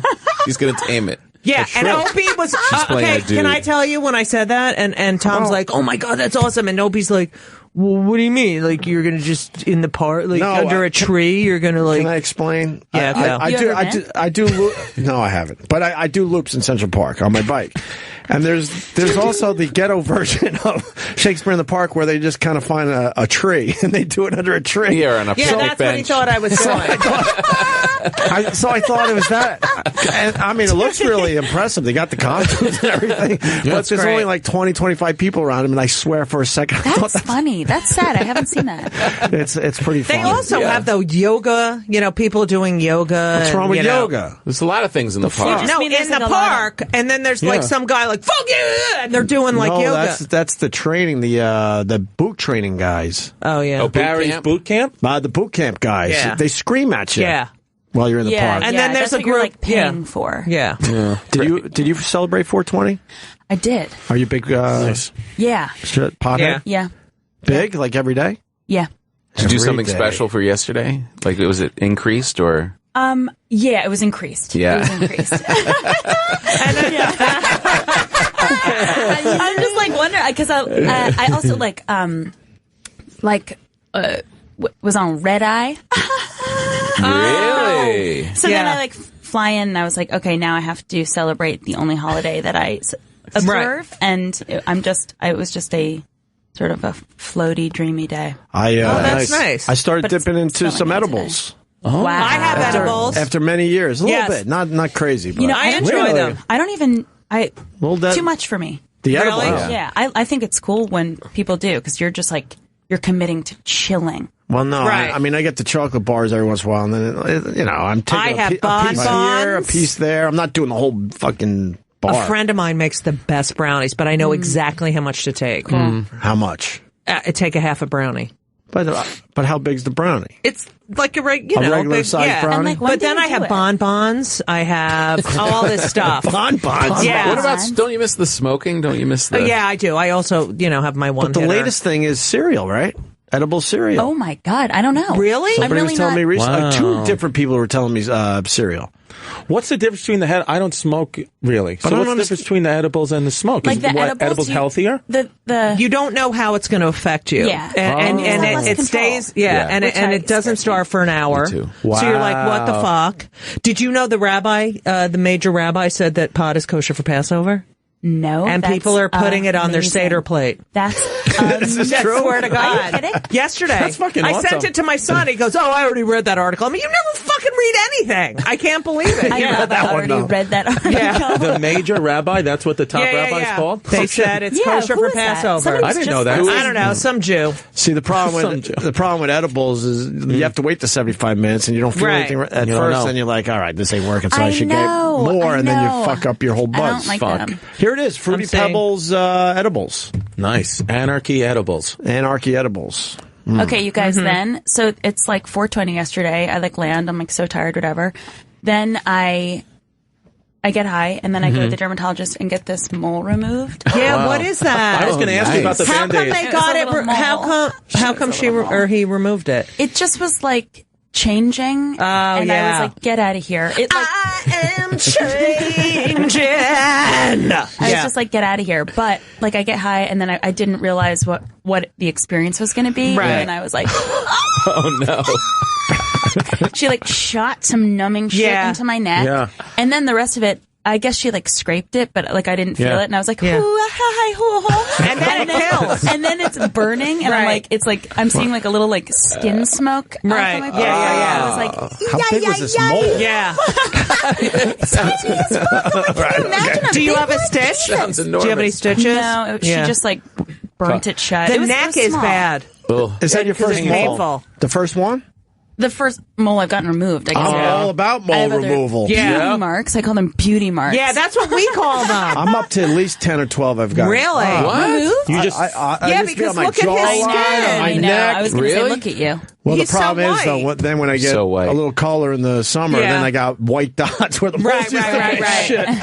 They don't tan for some Yeah. reason. Yeah.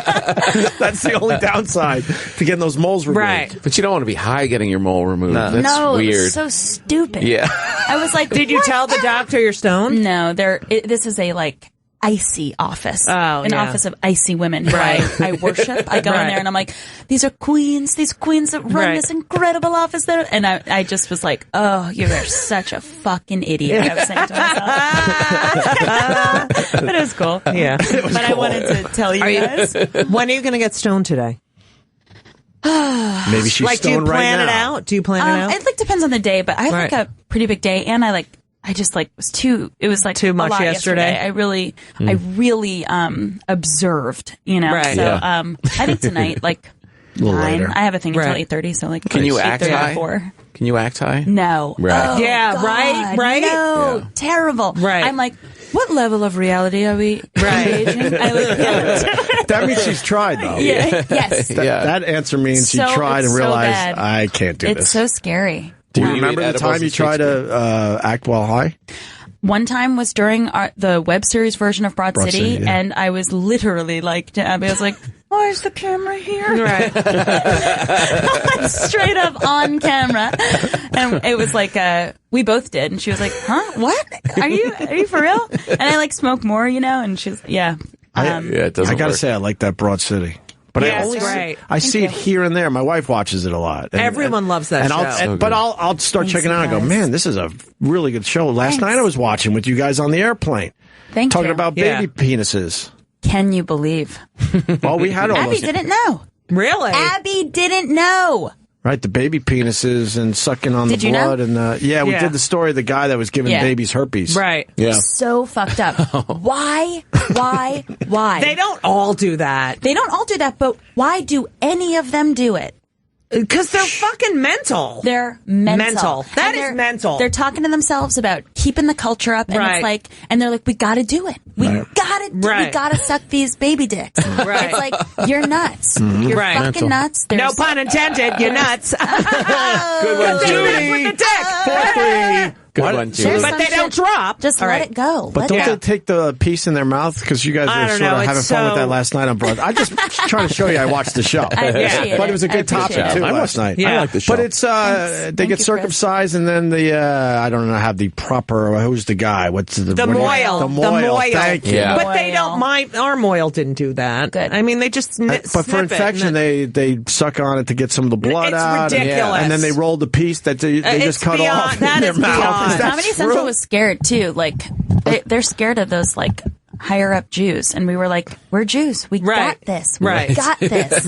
We fully got this. This must be like told to the country. Thank God you're here, because I just listen about, I'm usually the only Jew, and they're just yelling at me. So what? Gotcha. I'm kidding. Tom's a Jew. We were mad you're Gentile in here today. Tom's not a Jew. I was like, no, he's. Look at that. I really wanted to be Jewish my whole life, but I'm not.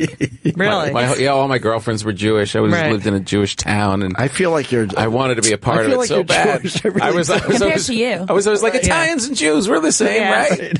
And a couple of my girlfriend's parents were like, no, you're not. You know what I learned recently? My brother Elliot told me this. I love him. Phrase. Me Elliot too. he emails me to come to his music shows. I want to go so nice bad. Guy, Elliot. His show, Haunting Magicians, is so fucking I can't good. wait. It's I my gotta favorite. go. But Elliot taught me about Eugene. It's a Jew that wants to be Italian. Eugene.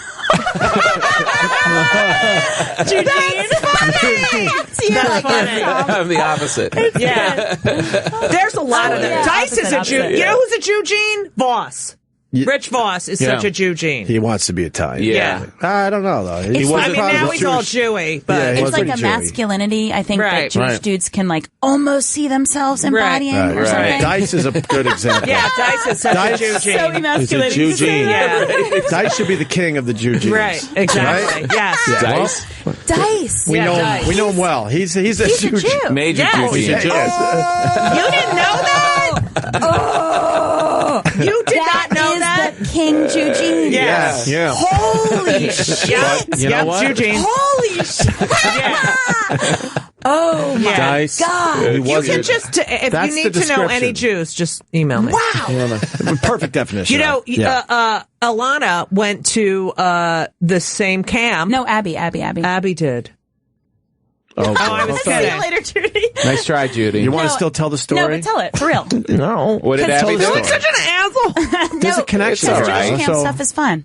Yeah. So Abby went to the same camp as my kids go to. But not at the Sleepaway same camp, time. but not at the same time. Because that would be creepy, right? There's a little age difference between your kids and her. What's your story about? I'm just so, I can't believe I thought it was Alana. And I was thinking, wait, is it Abby?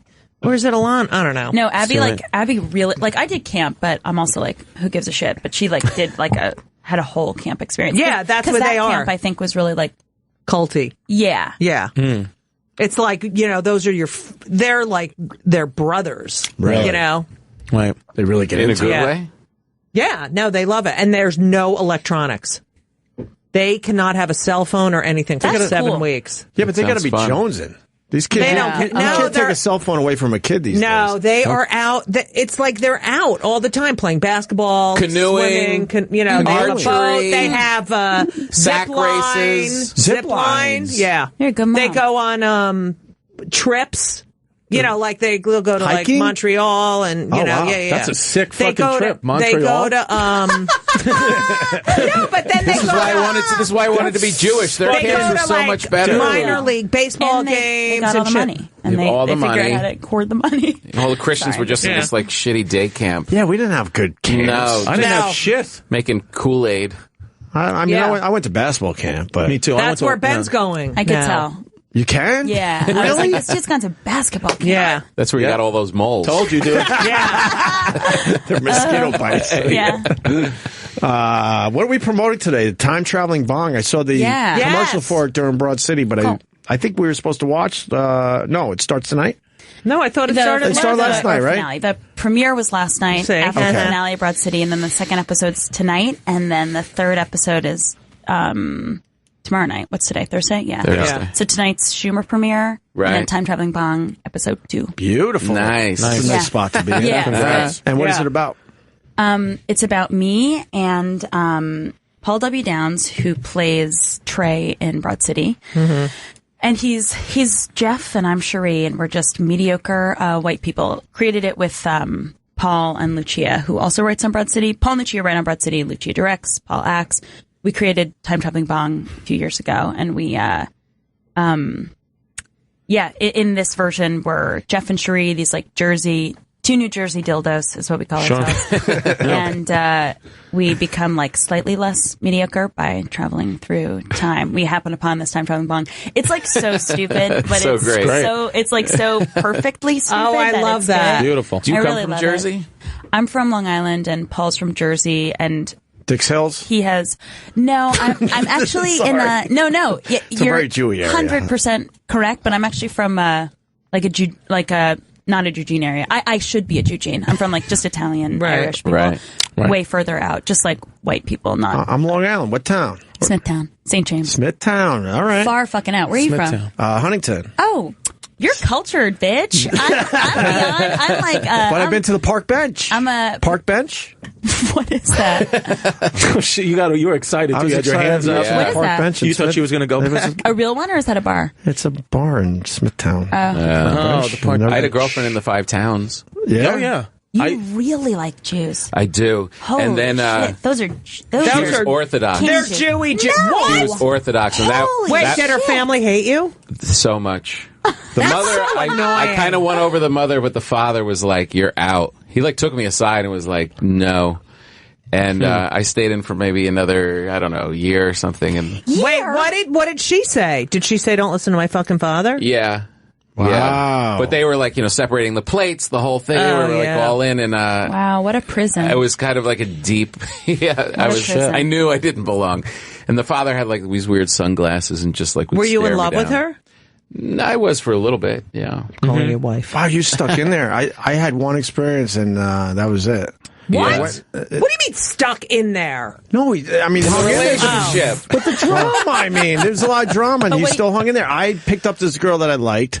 It was summer. We were going to go out to a movie and dinner, and I walked in the house with her, and the mom was, I was going to say stereotypical, sorry, but she was basically in a bathrobe, curls in her hair. It was a beautiful summer, afternoon. She had a cocktail. She was watching TV. She was doing her nails. I swear all this is true. Right. And we walked in, and she was going to introduce me to her mom. The mom looked at me, knew I wasn't Jewish, wouldn't even say hi. No way, that is disgusting. I swear. And then the daughter was so awkward. It's her own mom. Like, oh, well, okay, we're leaving now. I'll be home by whatever the time was, midnight or whatever the hell it was. And then it just messed up the date. Wait. No, just a regular Jew. So wait, she's drinking a cocktail, doing her nails. The whole thing, man. And then you watch walk TV, in. Covered in moles. Fuck her. Well, because I picked her up for a date, so it's like meet my mom. So we walk in this room, and it's obvious. And she's judging someone else. Fuck her. That's exactly what happened. Jews annoy me. And then that was do? Like that annoys that me. kind of. Yeah. What are you talking about? And then it was so it was so weird. I never. You're not going to talk to Yeah, this you don't guy? even acknowledge a person. Like picking up your daughter. Yeah. Give me a break. It's awful. That is awful. But it just ruined the whole. It was. I remember it's so many years ago now, but I do remember the whole date itself was so strange. And then I never. We just separated. Well, if you didn't have your hand on her breast when you went to meet her mother. But I love most of the families were very inviting and so funny. They were just so much funnier than all of the Christian people. What do you mean? Why'd you go like this? That's you. I'm a stupid Gentile. Your name's Chris. I know. No, it wasn't at you. It was. You know what's Christians in the space. I grew up in New York City. I grew up in Brooklyn, but because I went to Catholic school. Because I went to Catholic school my entire life. I went to Catholic school my entire life. I didn't meet my first Jewish person until I got to graduate school. How insane is that? Because all I would do is go to Catholic school, go play basketball in Bushwick, in 90s Bushwick, where it was just black and Spanish, and that's all I ever knew was black and Spanish. I didn't meet one Jewish person until I was 21 years old. Where were you in graduate school? I was at graduate school in New York Institute of Technology. What were you studying? Westbury. I have a doctorate in physical therapy. No, you don't. Yeah, you got a problem. Oh my God! What do you need love ripped out? You need physical therapy? He'll do it right now. I had a total knee replacement. I know, I heard. And then the other one is in such fucking bad shape. All right, I'll massage you. Oh, you're so Jewish. Really? Massage you? Yeah, go ahead. I want to see you. I need you to strip down. I need you to while working. I do this shit all the time. Whoa. You got a little tightness. Hasn't done anything yet. Judy just wants free health care. It's right here. Is it really? Wow, a doctorate in physical therapy. That's a long fucking time. It's a big deal. Shut the fuck up. You have some swelling. I know. No, that's just you Judy. have some too. Hey, good night, folks. Boom. Those black and gray underwear. Isn't it awful? This is tender. This is really bad. Yeah, this is. I mean, you have some tightness. That's not physical therapy. That's just gently rubbing. You were 2 inches from her. I don't care. It's her adductors. It's not. Is it? Oh yeah. No, you have tightness in your hamstrings. That's all. I know. You have to get this one replaced. Yeah, this one's already replaced. But you have to get this one. You should have got them both at the same time. I know, but then I was like, oh, I can't. I can't tame the shrew. Oh, okay. I didn't know. He's caressing. No, I was gonna, but then you gotta pee in a little, Okay. This is so erotic. It is. It got used to get weird during physical therapy times. Did you ever have a guy that got a hard on when you were? Well, I worked a lot with kids. So no, I was a pediatric physical therapist. Cool. But no, when I did work with adults, no, you would get some big guys, not like that, but it was mostly like, older women would just be like, oh, like they would come in with like tennis elbow and be like, can I have a lower back massage? I'm like, you have lateral epicondylitis. I just got my knee replaced. Can I have a lower back massage? Sure. Opie, are you going to see Shakespeare in the Park now? Huh? Are you going to see Shakespeare in the Park now that Judy's in it? Yeah, the problem is, too, you got to wait online all day. She can get you tickets. I don't know. She says that, but we'll see. Are you fucking kidding me? When I was in the Clinton the musical, I offered you to. I can't tonight. Sorry, my wife and I'm moving. I know. We have a weird friendship, me and this Judy Gold. Why? I know, because you reject me. You pull me in, and then you push me away. That must be weird. It's push-pull. It really means no friendship at all. Yeah, I'm going to see her in Shakespeare in the Park. I've always wanted to go to that thing. It's fun. You'll be like glad that you went once, and you'll never go again. And that'll be it. And then I'll watch the other people under the tree doing it. You'll be like, ha ha ha. Yeah. Is he really helping you? Yes. Really? It hurts what does this so have much to do over with here. Time traveling Bong. I know. Oh, sorry. Oh, so you'll watch. So you'll blaze and you'll watch and you'll love it. And it's on iTunes and Comedy Central app. And I had hockey to watch last night, or I would have watched. Do people give you weed everywhere you go? Thank you for prioritizing. And I was so close. I was close. But it's the Islanders. The Islanders. I'm sorry. Even though you were going to meet me today, I was really close. I almost made it. So close. I'm going to watch. Do people give you weed everywhere you go now? Yeah. Like when Carlin would want to smoke with me, and that I don't want to do. But when they give me weed, you said you'd smoke with me. Right. Yeah, you. All right. But somebody who's like freaking, and I'm like, whoa, yis. Yeah. Yeah. But if somebody gives it to me, I'm like, fuck yes. Right. Everyone's panicking. We have to. Oh my God! Right there. What? We have a flight in like an hour. I think I'm having a little crushy right here. Oh, really? Well, he's caressing you. All right. Judy's straight. No, but he's so cute. Look at his eyes, and he's like. Would you ever? I know Judy. I know you did back in the day. Yeah. Would you ever? Judy's so straight. Judy loves dick. Hetero. She sort of likes. I love men. Yeah. But she sort of likes. But I love having sex with women. But you sort of like dick though too, a little bit. A little bit. All of us here do. Yeah. What does a love a dick? I don't know. Yeah. Judy likes a little. Oh, what the? Oh, right there. What is that? What is that? Your abductors. I mentioned the abductors. These are your abductors. Yes. Abductors are very tight, which is, you could probably do a little bit more stretching, or I know. Do you do any type of exercise? Yeah. I didn't mean it like that. I meant you can't tell. No. She's got very strong legs. Ilana at this point saying, "I got up for this shit." I'm sorry, Ilana. I got up early for this shit. I got a marijuana I bike hangover. everywhere. I used to be a runner. I ran the marathon, and then whoa, that'll cause it. Yeah, and then I bike. I have a rebounder at home. Oh God. Okay. I play tennis. I swim. Okay, we know you're Jewish. Oh, that bomb. Sorry, we do have to. Sorry, I don't even know what that means. Did we? Me neither. Oh, you mean like tennis and swimming? Tennis and swimming are very Jewish. That's Jewish. Yeah. Tennis especially. Sports that take money. Sports that take money to be able to do regularly. There you go. That's where it's fucking I know. kills. I can feel it, Judy. I can feel it. All right, listen. You must be so good in bed. What does your girlfriend say? A confident really leaned in for the I have. I'll tll you what. I'm not bad. I